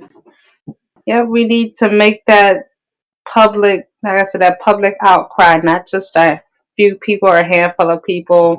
It needs to be enough people to actually make a difference. And on that note, guys, thank you so much for listening to the 100th episodes. And I hope you enjoyed this really sensitive topic where everybody needs to know this. and everybody needs to speak up. And until next time, stay scary.